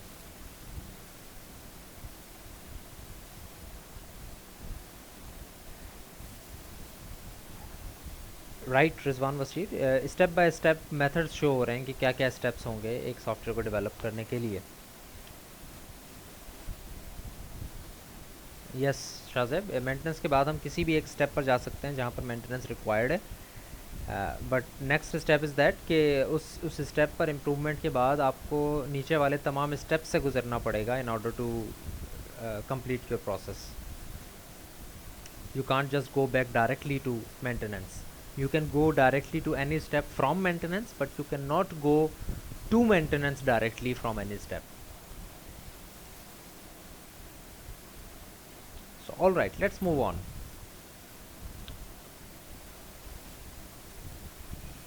So waterfall model के phases अगर हम theoretically अब इसको discuss करते हैं, requirements analysis and definition है सबसे पहला step, उसके बाद software and system का design है, फिर उसके बाद इम्प्लीमेंटेशन यानी कि टेस्टिंग वगैरह इम्प्लीमेंटेशन करेंगे आप, और उसके बाद इंटीग्रेशन एंड सिस्टम टेस्टिंग है, उसके बाद ऑपरेशन एंड मेंटेनेंस है। अच्छा, यहाँ पर जो वर्डिंग यूज़ हो रही है उस वर्डिंग का भी थोड़ा सा ख्याल रखें, क्या वर्डिंग यूज़ हो रही है। फर्स्ट ऑफ ऑल अगर मैं बात करता हूँ रिक्वायरमेंट एनालिसिस एंड डेफिनेशन की, तो इस मॉडल का मतलब ये है, इस मॉड्यूल का मतलब ये है। What is the difference between model and module? First of all इसको समझ लें। मॉडल का मतलब होता है एक तरीक़ेकार, ठीक है, एक मॉडल यानी कि इस तरीके से बाकी सारा काम किया जाएगा, that is a model. Module का मतलब होता है यूनिट। एक सिस्टम बहुत सारे यूनिट से मिलके बनता है, वो जो यूनिट होता है ना उसको कहा जाता है मॉड्यूल, MODULE। तो एक सिस्टम में बहुत सारे मॉड्यूल्स हो सकते हैं, राइट। फॉर एग्जांपल आप जैसे फेसबुक चलाते हैं और फेसबुक के ऊपर आपका होम स्क्रीन जो आ रही है वो एक डिफरेंट मॉड्यूल के ऊपर बनी हुई है। आप जब सेटिंग्स में चले जाते हैं वो एक डिफरेंट मॉड्यूल के ऊपर बनी हुई है, उसका UI डिफरेंट है, उसके पीछे की वर्किंग डिफरेंट है, वो एक तकरीबन एक मुख्तलिफ सॉफ्टवेयर है, बट आपको वो ये लगता है कि आप सिर्फ एक सॉफ्टवेयर यूज़ कर रहे हैं, उसके अंदर बहुत सारी चीज़ें मिलके बनती हैं। तो वो जो यूनिट्स हैं मुख्तलिफ जो मिलके एक सिस्टम बनाते हैं उसको मॉड्यूल कहते हैं। सो रिक्वायरमेंट एनालिसिस एंड डेफिनेशन का मतलब ये है कि आपकी रिक्वायरमेंट्स क्या हैं, आप उसको एनालाइज करें, आपकी रिक्वायरमेंट्स हैं क्या, आपको किस तरह का सिस्टम चाहिए, कौन से टूल्स आप यूज़ करेंगे उनको डिफ़ाइन करें, प्रॉब्लम है क्या, उसका सोल्यूशन क्या होना चाहिए। देन उसके बाद सिस्टम एंड सॉफ्टवेयर डिज़ाइन है, यानी कि सिस्टम का डिज़ाइन भी है पूरा और सॉफ्टवेयर का डिज़ाइन भी है, क्योंकि software is always dependent on the system you are going to run it on. फिर उसके बाद इम्प्लीमेंटेशन एंड यूनिट टेस्टिंग है। Again remember कि these two phases, which is implementation and unit testing and integration and system testing, these are not testing phases. Testing phase is this specifically. This is unit testing, just unit testing, which means you are just going to test your modules. आपने implement कर लिया, अब हर चीज़ अलग अलग test होगी कि सारे काम अलग अलग सही हो रहे हैं या नहीं हो रहे हैं। अगर हो रहे हैं सही तो then you are going towards integration. Integration का मतलब है कि you are going to collect and combine all of your units, all of your modules to make a system, and then you are going to check or test that system कि आया वो सारे units मिलकर as a system सही काम कर रहे हैं या नहीं, that is your system testing। और उसके बाद operation and maintenance, यानी कि you will be deploy, you will operate that software and maintain it if needed। The drawback of the waterfall model is the difficulty of accommodating change after the process is underway। Like I said कि अगर एक काम हो चुका है तो उसके बाद अगर कोई चेंज आता है उसको अकोमोडेट नहीं किया जा सकता, ये इसका सबसे बड़ा ड्रॉबैक है। किया जा सकता है लेकिन बहुत मुश्किल है। कैसे किया जा सकता है कि आप पहले पूरा सॉफ्टवेयर प्रोसेस कर लें फिर मेंटेनेंस में जाके उस बात को बताएं, तो किया जा सकता है लेकिन बहुत लंबा प्रोसीजर हो जाएगा और उसके बाद फिर आपको वो काम दोबारा करने पड़ेंगे, तो ये इसका एक सबसे मेन ड्रॉबैक है। सो वाटरफॉल मॉडल की अगर हम बात करें, सबसे पहले स्टेप पे आते हैं requirement and design. Artifacts produced in the requirement and design phases are two of the artifacts. Number one is SRS और उसके अंदर कुछ चीज़ें आती हैं। ये वर्डिंग अगर आप आज की क्लास में सही से समझ लेंगे, आगे चल के बहुत सारे टॉपिक्स आप कोर्सेज आप देखेंगे जिसके अंदर इन वर्ड्स को यूज़ किया जाएगा, तो that will B a very feasible thing for you अगर आप यहाँ पर वो चीज़ समझ लें। सबसे पहला वर्ड आर्टिफैक्ट्स। आर्टिफैक्ट्स किसे कहते हैं? आर्टिफैक्ट्स ऐसी चीज़ों को कहते हैं जो कि थ्योरेटिकल फॉर्म में ना लिखी गई हों, लेकिन वो आपको सॉफ्टवेयर की कोई ना कोई वर्किंग शो कर रही हूँ। Those are called artifacts. Like for example if I am going to tell you कि आपने एक सिस्टम बनाना है और मैं उसकी एक रफ इमेज बना के दे देता हूँ कि उसमें लॉगिन का बटन यहाँ पे होगा और उसके एक यूआई बना के दे रहा हूँ, that image of the UI is an artifact. इसी तरह अगर मैं कहता हूँ कि आपके एक टेबल बनाकर आपको दे देता हूँ और कहता हूँ कि एक टेबल में इनपुट में ये चीज़ें आएंगी, आउटपुट में ये चीज़ें आएंगी, इस प्रोसेस में ये चीज़ें आएंगी, एक टेबल सा बना के दे दिया मैंने आपको। नाउ दैट टेबल वो कुछ शो कर रहा है मेरी सॉफ्टवेयर की डेवलपमेंट में काम आएगा, that table is an artifact. इस तरह बहुत सारे आर्टिफैक्ट्स बन सकते हैं। अगर मैं आपको एक डायग्राम बना के दे दूं कि ये एक गोल डब्बा है, इसके अंदर इनपुट आएगी और यहाँ पे कुछ प्रोसेस होगा और यहाँ से आउटपुट जाएगी, ये जितने भी डायग्राम्स होंगी, जितने भी टेबल्स होंगे, जितने भी तरह की चीज़ें हैं, इनको कहा जाता है आर्टिफैक्ट्स। और ये जो आर्टिफैक्ट्स प्रोड्यूस होते हैं रिक्वायरमेंट एंड डिज़ाइन में, इसमें सबसे बड़ा आर्टिफैक्ट जो होता है वो सबसे बड़ा एक डॉक्यूमेंट होता है, that is called SRS, stands for software requirements specification. This is the basic document जो कि रिक्वायरमेंट और डिज़ाइन फेज़ के कंप्लीट होने पर कम्प्लीटली बन जाना चाहिए। Software requirement specification document. इसके अंदर क्या क्या होता है? इसके अंदर बेसिकली बहुत सारी चीज़ें होती हैं। थ्योरेटिकल प्रॉब्लम डेफिनेशन होती हैं, उसका सोल्यूशन क्या क्या हो सकते हैं, आपने जो सोल्यूशन चूज़ किया है वो क्यों चूज़ किया है, आप वेब क्यों नहीं बना रहे हैं, मोबाइल एप्लीकेशन क्यों बना रहे हैं, बहुत सारी चीज़ें आप इसमें डिस्कस कर सकते हैं। लेकिन अगर हम आर्टिफैक्ट्स की बात करें तो इसके अंदर आर्टिफैक्ट्स जो यूज़ होते हैं उसमें एक आर्टिफैक्ट होता है यूज़ केसेस, यानी कि आपने सिस्टम बता तो दिया कि ये सिस्टम ऐसे ऐसे काम करेगा, but why do you think it is a best option? आपको क्यों लगता है कि ये एक बेस्ट ऑप्शन है? क्या क्या किस किस तरह से यूज़र इस प्रोडक्ट को यूज़ कर सकता है? तो आप यूज़ केसेस उसमें डालते हैं कि अगर यूज़र ये इनपुट देता है तो किस तरह आपका प्रोग्राम बिहेव करेगा, अगर यूज़र ये इनपुट देता है तो किस तरह बिहेव करेगा, अगर यूज़र के पास ये फ़लाँ रिक्वायरमेंट नहीं है तो आपका प्रोग्राम कैसे बिहेव करेगा, अगर यूज़र के पास इस रिक्वायरमेंट के बजाय इसका अपडेटेड वर्जन है तो आपका सिस्टम किस तरह से काम करेगा, अगर यूज़र इनपुट में कोई मसला कर देता है तो आपका सिस्टम किस तरह से बिहेव करेगा। यानी कि आपके सिस्टम को किन किन केसेस में यूज़ किया जा सकता है, किस किस तरह से यूज़ किया जा सकता है, आप उनको डिफ़ाइन जब करोगे, वो बेसिकली टेबल में एक में डिफ़ाइन किया जाता है। वो जो टेबल आप बनाओगे that table will be called as use cases. Use cases आप बता रहे हो। फॉर एग्जांपल अगर मैं एक रफली आपके सामने यहाँ पर बनाकर दिखाऊँ एक use case, let me open Excel में आपके सामने टेबल एक बनाकर दिखाता हूँ सिंपली, एक रफ आइडिया। आवाज़ नहीं आ रही? मेरी आवाज़ आ रही है बाकी स्टूडेंट्स को? रिजवान वसीर को नहीं आ रही?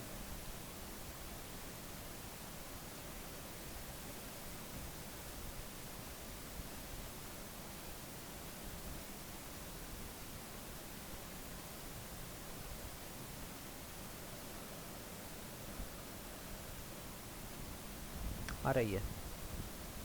ठीक है ओके, मे भी कोई इशू हो गया। So for example this is a table and I am saying कि नंबर 1 यूज़र जो है वो ही कैन इनपुट 6। आपने कोई फॉर एग्जांपल समेशन का या स्क्वायर रूट का कोई ऐसा आपने सॉफ्टवेयर बनाया है छोटा सा।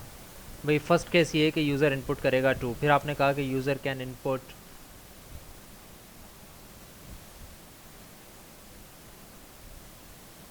7, फिर आपने ये कहा कि यूज़र कैन इनपुट -3।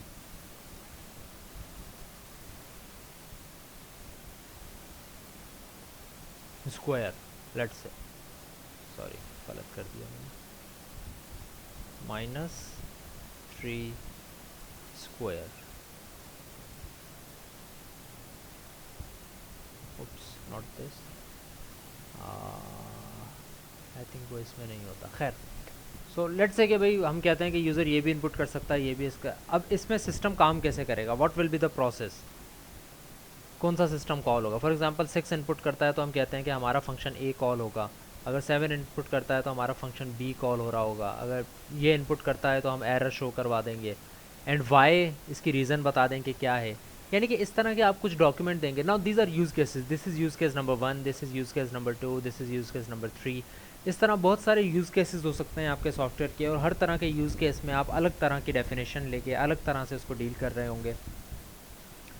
तो इस तरह की चीज़ों में हम जो है डिस्कस कर सकते हैं। आई थिंक माइक में कुछ इशू हो गया था, आई थिंक अब थोड़ी आवाज़ सही हो जाएगी। So these are called use cases.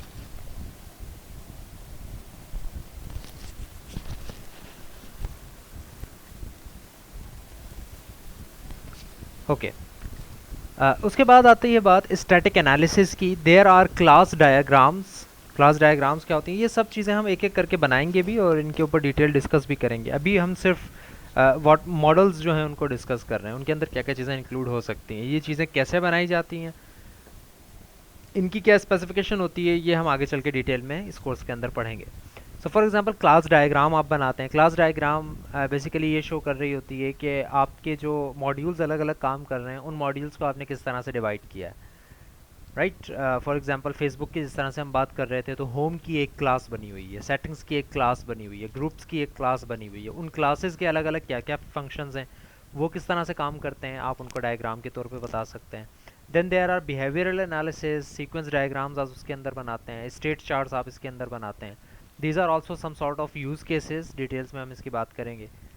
So these are some of the tables diagrams जो कि बेसिकली हमें ये बता रही होती हैं कि how is your system a better option to be developed according to some requirements. तो अगर ये रिक्वायरमेंट्स हैं आपकी, तो आप जो सिस्टम डेवलपमेंट कर रहे हैं उसकी क्या क्या रिक्वायरमेंट्स हैं, उसमें क्या क्या इनपुट चाहिए, क्या क्या यूज़ केसेस हो सकते हैं, किस किस तरह से उसको यूज़ किया जा सकता है, उसमें क्या क्या फ़ायदे हैं, क्या नुकसान है, वो सारा डॉक्यूमेंट जो आप बनाते हैं that is called a software requirement specification document, SRS। ये वो डॉक्यूमेंट है जो कि वाटरफॉल मॉडल के सबसे first step which is requirement and design step पे आपको मिल जाता है।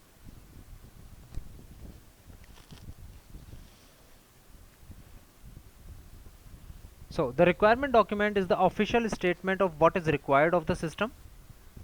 यानी कि सिस्टम डेवलपर को जब आप ये सॉफ्टवेयर देंगे, सिस्टम डिज़ाइनर को जब आप ये सॉफ्टवेयर देंगे, तो बेसिक डॉक्यूमेंट देंगे, तो बेसिकली ये रिक्वायरमेंट डॉक्यूमेंट ये बता रहा होता है आपको कि एक्चुअली सिस्टम में क्या क्या रिक्वायर्ड है, कैसे आगे लेकर चलना है काम को। Should include both a definition of user requirements and a specification of the system requirements. इसके अंदर दोनों चीज़ें होनी चाहिए, यूज़र की रिक्वायरमेंट्स भी लिखी हुई होनी चाहिए कि यूज़र किस किस तरह काम चाह रहा है, और सिस्टम की रिक्वायरमेंट्स क्या हैं उसकी स्पेसिफिकेशन भी होनी चाहिए, because those both of these things are not always compatible. User की रिक्वायरमेंट ज़्यादा होती हैं और सिस्टम की रिक्वायरमेंट में भी कम हो, में भी ज़्यादा हो।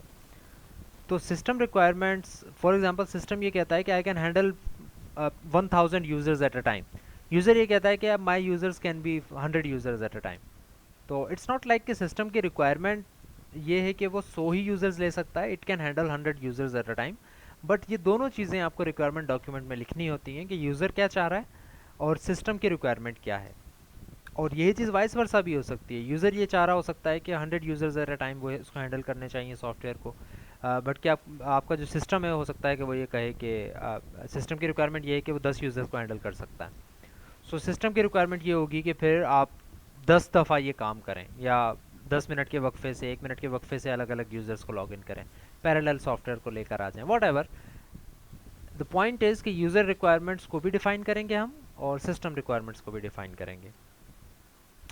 It is not a design document. Requirement document जो है it is not a design document. as far as possible it should set of what the system should do rather than how it should do it। ये एक सबसे बड़ा एक issue है जो कि आमतौर पर परसीव किया जाता है जब SRS लिखा जा रहा होता है।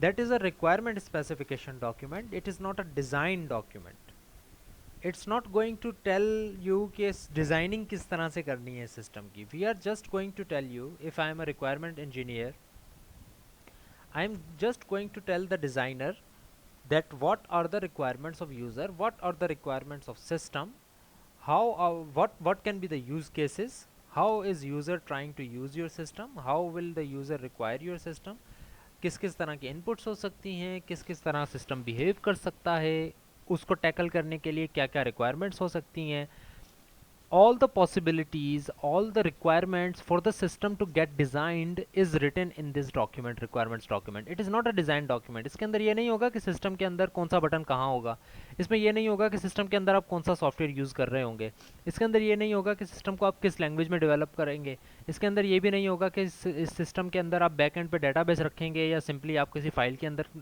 जो है वो डेटा को हैंडल कर लेंगे। इसके अंदर ये सारी चीज़ें नहीं होंगी। ये सारा काम करना बेहतर तरीके से वो जान सकता है जो कि सिस्टम को डिज़ाइन करे। इस डॉक्यूमेंट के अंदर सिर्फ और सिर्फ रिक्वायरमेंट लिख दी जाएंगी, यूज़र की रिक्वायरमेंट क्या है और एक सिस्टम की रिक्वायरमेंट क्या है, और उन दोनों को कंपैटिबल किस तरह से किया जा सकता है। साउंड का इशू आ रहा है, सो आई थिंक अगर थोड़ा बहुत इशू है तो उसको हम लेकर चल लेते हैं साथ ही, क्योंकि रिकॉर्डिंग हो रही है and you can watch the requirement no recording on YouTube और ऑन जूम। स्लो आ रही है आवाज़। सो अगर कुछ बाकी स्टूडेंट्स भी मुझे वेरीफाई करते हैं, अगर बहुत ज़्यादा ही इशू है तो आई थिंक मैं रिकनेक्ट करूं। माइक तो मेरे करीब ही है बिल्कुल।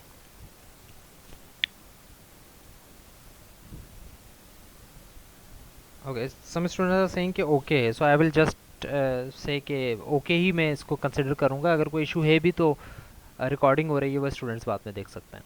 सो let's move on. Now what are the users of a requirement document? कौन कौन यूज़ करता है रिक्वायरमेंट डॉक्यूमेंट को? इमेज विजिबल है? So system customers, managers, system engineers, system testing engineers and system maintenance engineers, ये वो लोग हैं जो कि आपके एसआरएस को रेफ़र कर सकते हैं। बार बार भी रेफ़र कर सकते हैं और मे बी सिर्फ एक ही दफ़ा रेफ़र करें।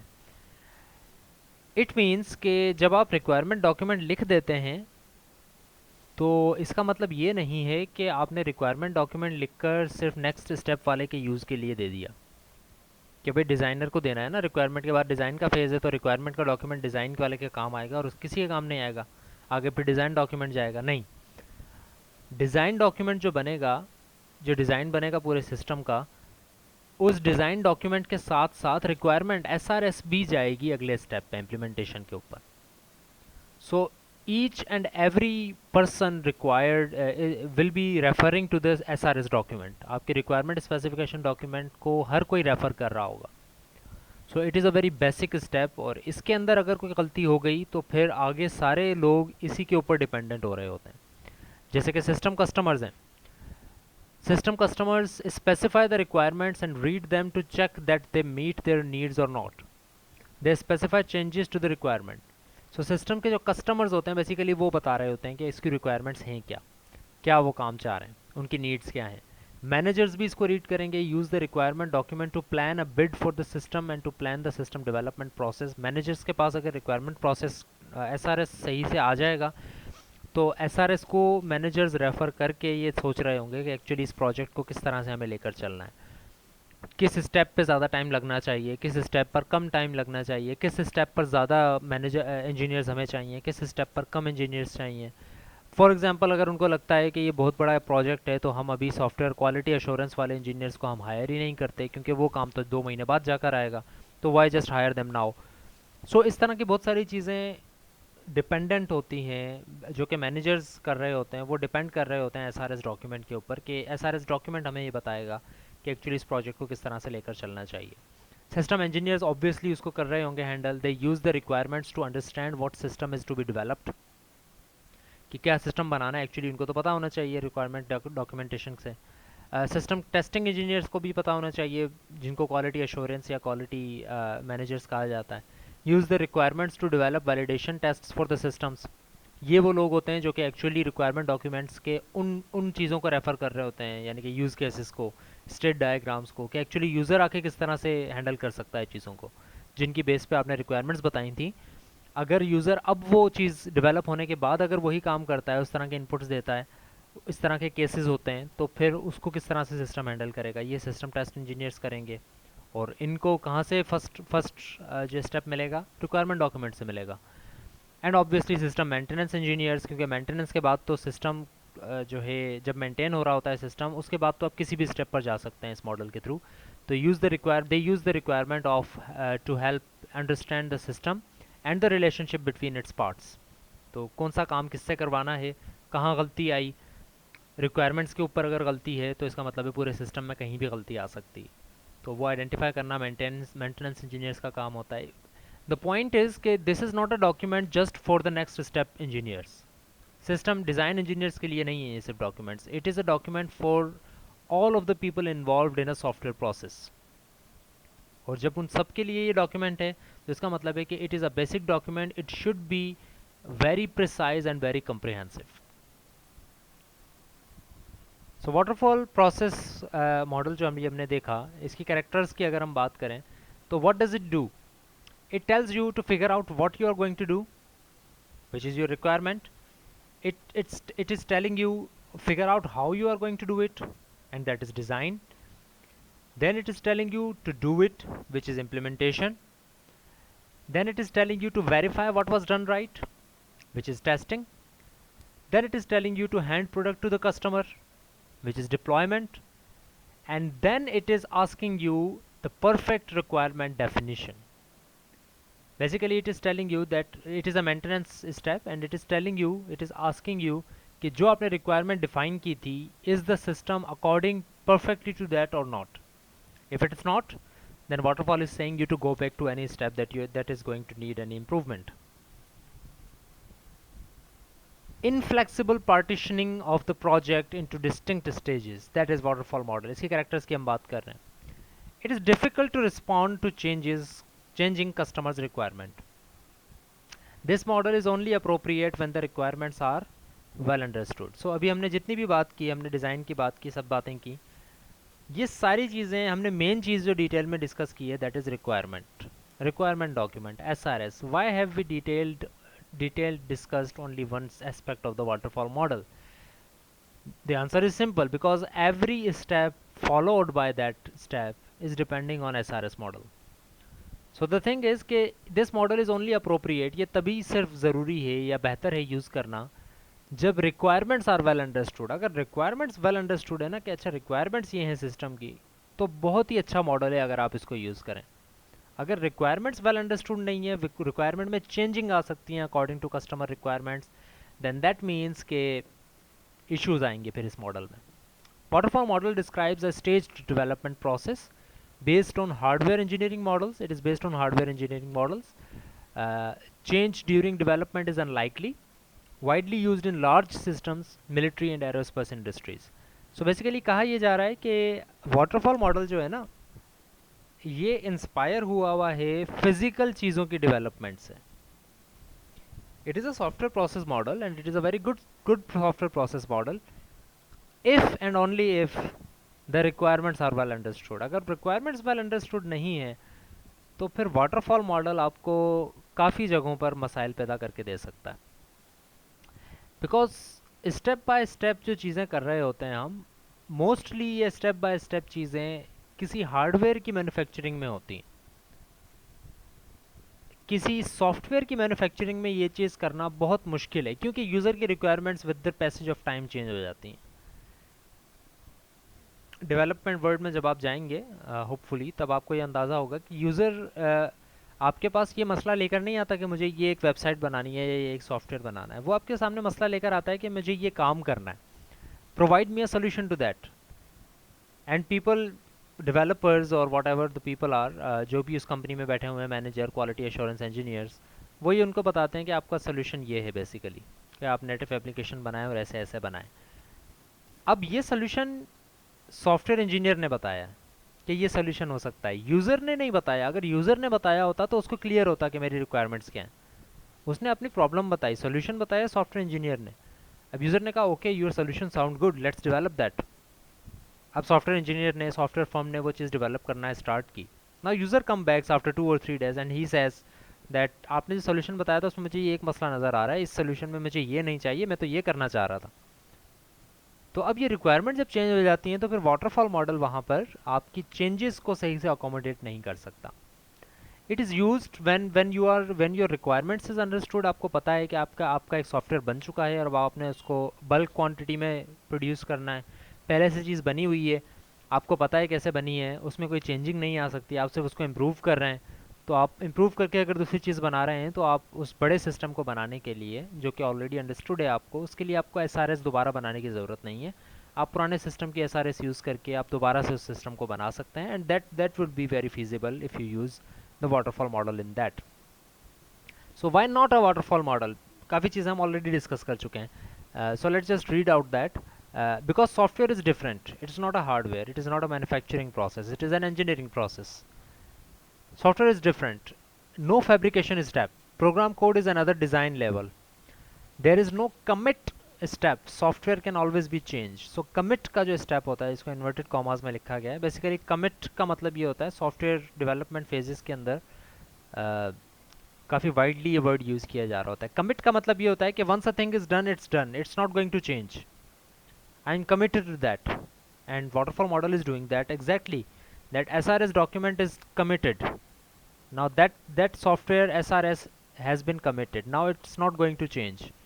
You have to design and develop and integrate your system according to that. So fabrication step इसके अंदर कोई नहीं है, कोई ऐसा step नहीं है जिसमें आप चीज़ को improve कर सकें. No body of experience or design for design analysis. So most analysis, which is testing or requirement maybe, is done on program code. Hence problems not detected until late in the process. So जब आप implementation और integration पर नहीं आते हैं तब तक आपको actual physical या actual जिसको कहा जाए exact problems आप अंदाज़ा नहीं लगा सकते वाटरफॉल मॉडल में। SRS आपने बना दिया लेकिन अभी तक सिस्टम नहीं बना था। जब सिस्टम बनेगा तो हो सकता है कि बहुत सारे और मसाइल आ जाएं कि सिस्टम बन तो गया लेकिन बहुत सारे ऐसे मसाइल हैं जो कि SRS में एंटिसिपेटेड नहीं थे, तो उनको डील करने के लिए there is no step for that. Waterfall model takes a static view of requirements. कोई डायनेमिक चीज़ नहीं होती, स्टैटिक व्यू होता है कि एक काम हो जाएगा कम्प्लीटली फिर दूसरा स्टार्ट करेंगे। स्टैटिक व्यू है, कोई चीज़ चेंज होने की गुंजाइश नहीं है। Ignore changing needs, it ignores changing needs. Lack of user involvement once specification is written. एक दफ़ा स्पेसिफिकेशन लिख दी गई उसके बाद फिर सिस्टम डेवलप हो जाएगा, यूज़र की कोई इन्वॉल्वमेंट नहीं रहेगी उसमें। Unrealistic separation of specification from the design. ये जो आखिरी बात लिखी गई है, सेकंड लास्ट जो अभी मैंने पढ़ी है, ये बेसिकली इसलिए लिखी गई है क्योंकि अब आजकल का सॉफ्टवेयर चेंज हो गया है। आजकल because of the internet, because of heavy duty machines, आजकल का सॉफ्टवेयर बहुत चेंज है। आजकल के सॉफ्टवेयर की रिक्वायरमेंट्स डिज़ाइन से उतनी ज़्यादा मुख्तलिफ नहीं है। वाटरफॉल मॉडल इन दोनों को बहुत मुख्तलिफ कहता है। इट्स सेइंग कि रिक्वायरमेंट अलग आएंगी सॉफ्टवेयर की और डिज़ाइन आप अलग बनाएंगे। But actually in today's world and most of the softwares, design and requirements are interrelated, and it also doesn't accommodate prototyping and reuse. So like I said कि reuse इसमें नहीं हो सकती चीज़ें, आप refigure नहीं कर सकते चीज़ों को, revisit नहीं कर सकते, और इसमें आप प्रोटोटाइप भी कोई नहीं बना सकते। प्रोटोटाइप का मतलब ये है कि एक डमी सॉफ्टवेयर बनाकर आप उसको चला नहीं सकते, पहले आपका सॉफ्टवेयर कम्प्लीटली बनेगा, क्योंकि SRS एक दफ़ा हो गया, अब आप उसको नहीं बना सकते, अब आपने पूरे स्टेप्स करके करने हैं। देयर इज़ नो नथिंग कि आप एक डमी SRS बना दें और कहें कि इस पर डेवलप कर लो। It's not like that. तो प्रोटोटाइप इस पर आप नहीं बना सकते। Then there are evolutionary development. अभी तक हम वाटरफॉल की बात कर रहे थे, which is linear specification of a document, और दूसरी चीज़ है evolutionary development. Evolutionary development, again, before explaining this myself, I'm going to tell you to look at the graph and understand this and give me some insights. What do you think of that?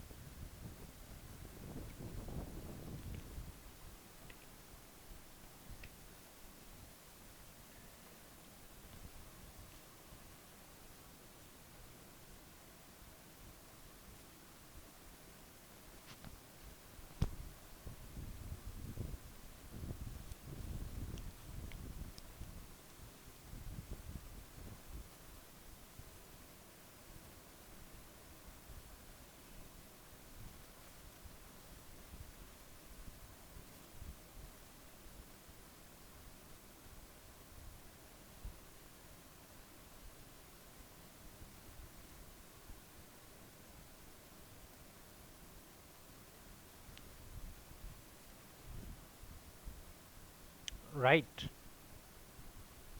मैं खामोश हो गया था हमजा, इस वजह से आपको आवाज़ नहीं आ रही थी। मैंने एक सवाल भी पूछा है, अगर आपने सुना हो तो।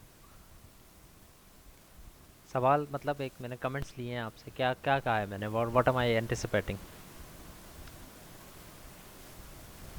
ब्रेक आई थिंक नहीं लेते, बस हम इसको समझ के और क्लास 10 मिनट पहले ख़त्म कर देंगे, 10-15 minute.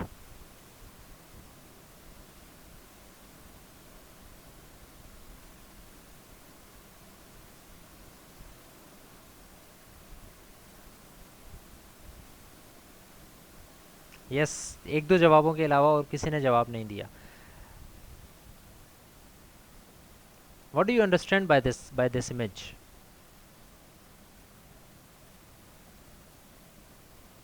What is different in it from the linear specification model or waterfall model? CR अगर हैं तो मुझे काइंडली अटेंडेंस के स्क्रीनशॉट भेज दें।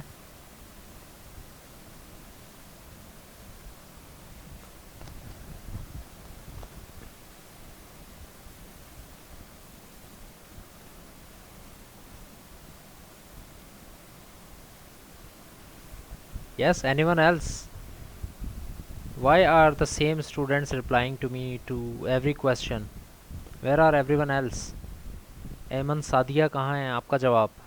What do you think? Any comment? If you don't have any comment, just write that you don't have any comment as of now. Hassan Salim, Iqra Amir, इकरा हकीम, इकरा रफ़ीक, 3 इकरा हैं हमारे पास और एक इकरा का जवाब भी नहीं आया।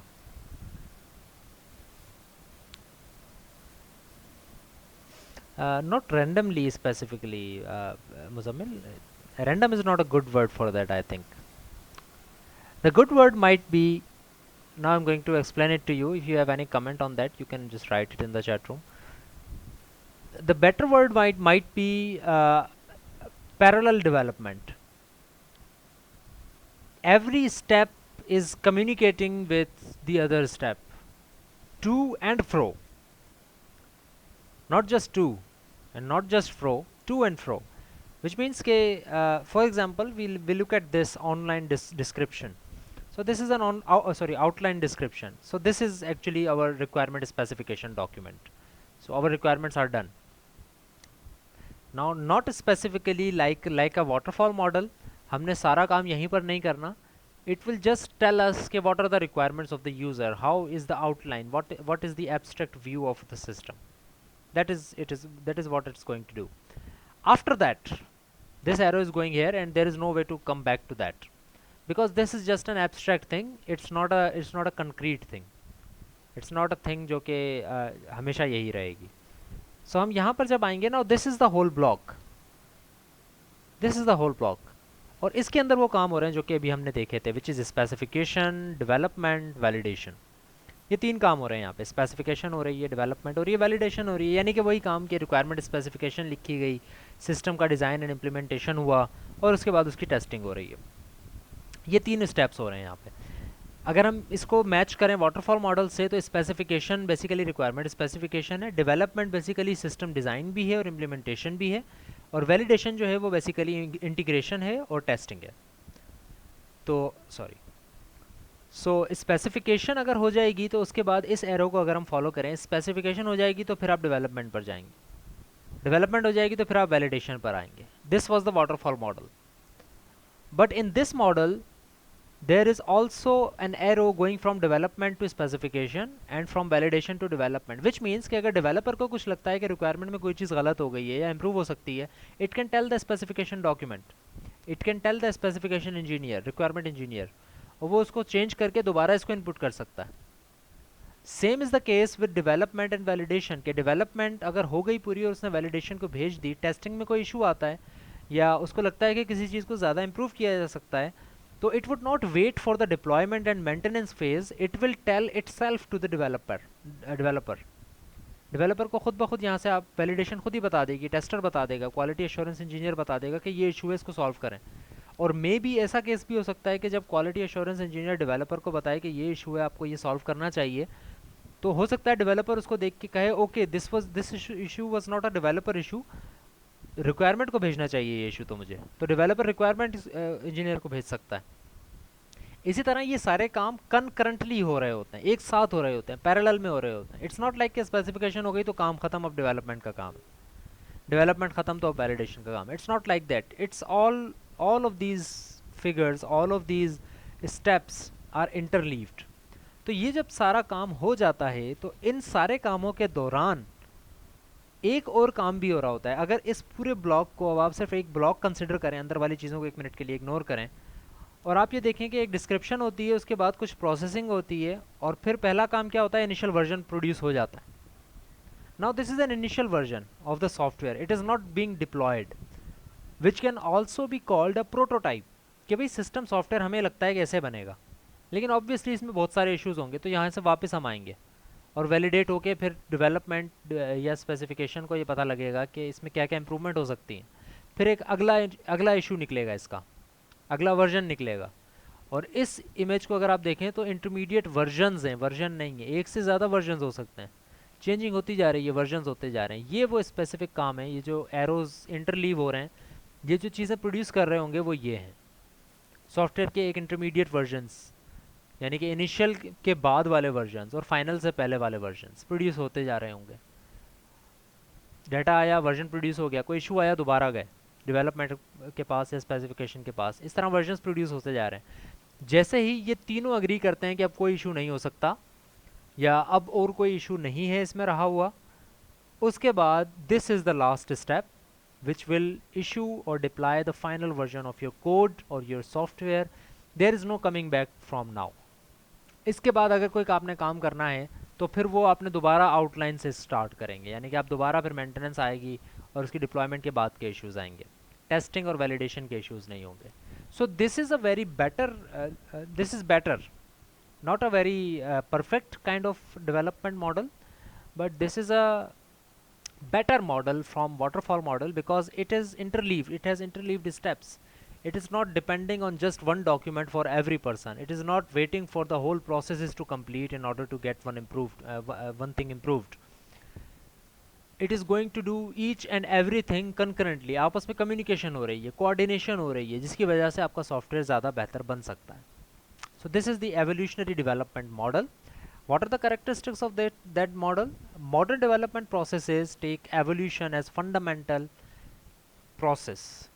Like I said कि आजकल जो सॉफ्टवेयर प्रोसेसिंग हो रही है, सॉफ्टवेयर मॉडल्स जिस तरह से सॉफ्टवेयर की डेवलपमेंट की जाती है, वाटरफॉल मॉडल वहाँ पर ज़्यादा फ़ायदेमंद नहीं साबित होता और एवोल्यूशन को as a fundamental step consider किया जाता है। एवोल्यूशन का मतलब ये होता है कि changing with the passage of time, changing with the passage of need, and try to provide ways of managing rather than ignoring the risk.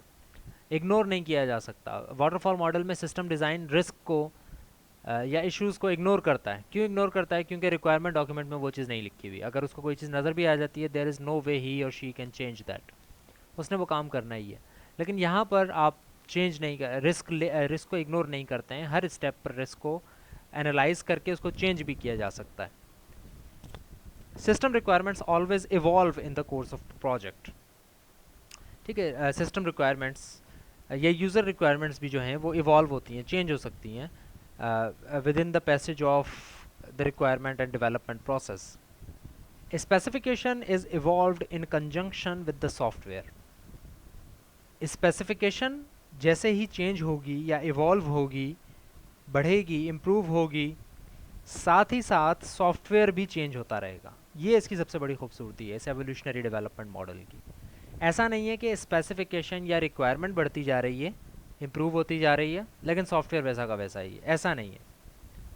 तो सॉफ्टवेयर स्पेसिफिकेशन भी बढ़ रही होती है, साथ साथ सॉफ्टवेयर भी आपका जो है वो बेहतर होता जा रहा होता है।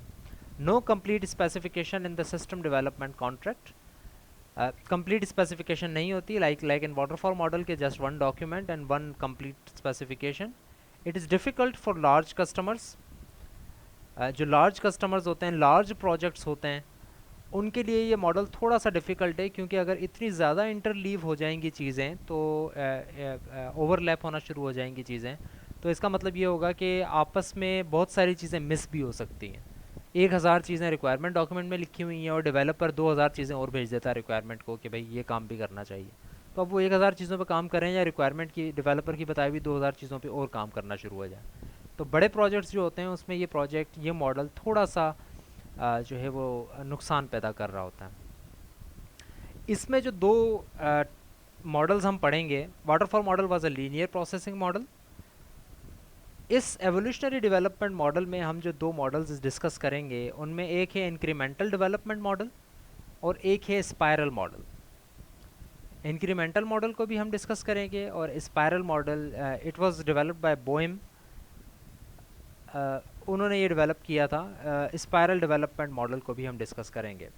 But before going towards incremental development model or spiral development model, if you have any question, any query, ask this, and we will go towards incremental development model.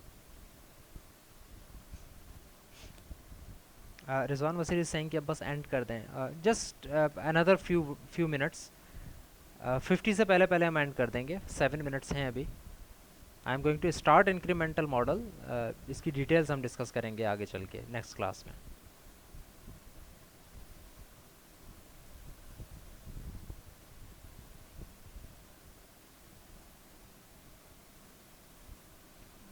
Quite good question from Shahzaib Jain, he is saying कि process model को किस step पर select किया जाएगा। So a process model is telling you कि आप software development करेंगे किस तरह, सॉफ्टवेयर को इंजीनियर किस तरह से करेंगे, राइट किस मॉडल के थ्रू आप इसको डेवलप करेंगे, ये इस मॉडल बनने से पहले की बात है। ये इससे पहले किया जाता है जब आपके पास यूज़र आता है अपनी प्रॉब्लम लेके, तो जो मैनेजर्स होते हैं, जो कि सॉफ्टवेयर इंजीनियर्स नहीं बल्कि एक्चुअली मैनेज कर रहे होते हैं प्रोजेक्ट को, और उनको पता होता है कि यूज़र की रिक्वायरमेंट क्या हैं, बेसिक रिक्वायरमेंट्स क्या हैं, तो उस हिसाब से अगर उनके पास पुराना डाटा भी होता है, एक्सपीरियंस होता है अगर उनके पास, और उनको पता है कि इस तरह का सॉफ्टवेयर किस तरह डेवलप किया जा सकता है, तो वो उस लेवल के ऊपर डिसाइड करते हैं कि किस मॉडल को लेकर हमने चलना है, जो कि प्रोजेक्ट मैनेजर्स होते हैं। प्रोजेक्ट मैनेजर्स डिसाइड करते हैं कि आपने किस मॉडल को फॉलो करना है, depending on the requirement and nature of the project, right. Attendance मैंने कहा ना अभी सीआर को कि स्क्रीनशॉट लेकर मुझे भेज दें, आई थिंक उन्होंने भेज भी दिया होगा बिलाल, सो वो स्क्रीनशॉट लेकर मुझे भेज देंगे तो हमारी अटेंडेंस भी हो जाएगी। So let's start with incremental development, and this is the last slide we are going to discuss, उसके बाद फिर हम क्लास को फिनिश करते हैं। So rather than deliver the system as a single delivery, the development and delivery is broken into increments, with each increment delivering part of the required functionality. So अभी तक waterfall model में जिस तरह से हम देख रहे थे कि डेवलपमेंट होने के बाद, सब चीज़ें टेस्ट होने के बाद एक दफ़ा सिस्टम की डिप्लॉयमेंट हो जाती थी, फिर मेंटेनेंस के अंदर चीज़ें चेंज हो जाती थी। इंक्रीमेंटल डेवलपमेंट मॉडल ये कह रहा है कि you don't have to develop and send your process, send your software as one entity. जितना डेवलप हो जाए अब वो प्रोड्यूस कर दें, वो डिप्लॉय कर दें, यानी कि जितना लेवल, जिस तरह से अभी हम वर्जनिंग देख रहे थे ना, फर्स्ट वर्जन प्रोड्यूस होता है, फिर उसके बाद दूसरे वर्जन प्रोड्यूस होते हैं, फिर आप फाइनल वर्जन प्रोड्यूस करते हैं, फिर आप उसको जो है वो डिप्लॉय करते हैं, यानी यूज़र को दे देते हैं यूज़ करने के लिए। वाई नॉट आप जो इनिशियल वर्जन आपका बना है या one of the intermediate version जो आपका बना है, आप वही यूज़र को दे दें, वही डिप्लॉय कर दें, वही डिलीवर कर दें। डेवलपमेंट भी साथ साथ करते रहें, आप उस वर्जन को डिलीवर कर दें, यूज़र आपको मसाइल बताएगा कि क्या है। User requirements are prioritized and the highest priority requirements are included in early increments.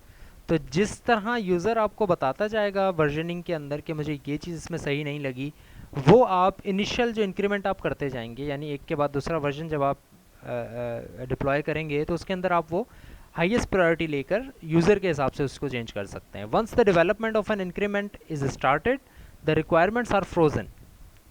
अगर एक इंक्रीमेंट की डेवलपमेंट स्टार्ट हो चुकी है तो उस इंक्रीमेंट की रिक्वायरमेंट्स को फ्रोज कर दिया जाएगा जब तक नेक्स्ट इंक्रीमेंट, यानी कि जब तक कि वो सिस्टम बनकर चला नहीं जाता और उसके रिक्वायरमेंट्स नहीं आ जाती, उसके इश्यूज़ नहीं आ जाते, तब तक वो डेवलपमेंट चलती रहेगी, फिर नेक्स्ट वर्जन में उसकी चीज़ें चेंज होती रहेंगी।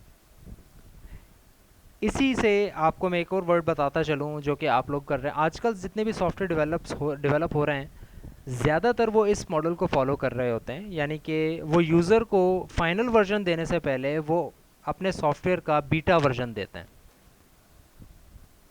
तो जितने भी आप लोगों ने भी ये यूज़ किए होंगे, आप लोगों ने देखा होगा बहुत सारे सॉफ्टवेयर्स के साथ लिखा होता है बीटा वर्जन। वो बीटा वर्जन मतलब यही होता है कि this is not the final version, this is an incremental version, ये इसका इंटरमीडिएट, फर्स्ट सेकंड थर्ड जो है वो स्टेप है, अभी इसकी डेवलपमेंट चल रही है। तो आप इसको यूज़ करें, आपको कोई मसले नज़र आते हैं तो आप भी रिपोर्ट कर सकते हैं, और जो मसले यूज़र रिपोर्ट करेंगे that would be a very good sign and highest priority requirement for those developers. So इसी चीज़ को कंटिन्यू करेंगे, इसकी एग्जांपल्स और इसी इंक्रीमेंटल और स्पायरल मॉडल को डिस्कस करेंगे नेक्स्ट क्लास के अंदर इंशाल्लाह। And thank you very much. I think कोई क्वेश्चन कोई कमेंट अगर है तो मैं उसको एड्रेस कर लेता हूँ, otherwise you guys can leave the class. Thank you. I am not sure about that Waleed कि टाइमिंग सेम रहेगी क्लास की या नहीं अगर फिजिकल के ऊपर चले जाते हैं हम।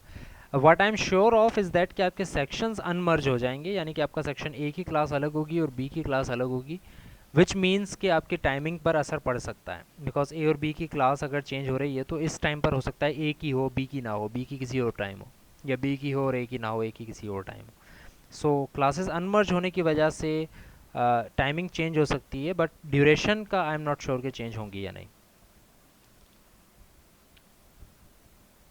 अनस आपका क्वेश्चन में समझा नहीं, टोटल कितने टाइप्स की डेवलपमेंट होती हैं?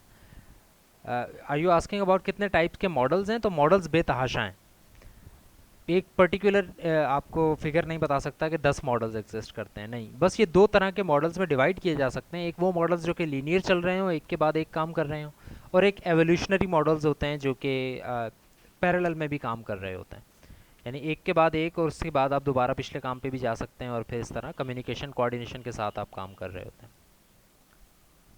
So I think that's about it. Thank you very much, see you in next class.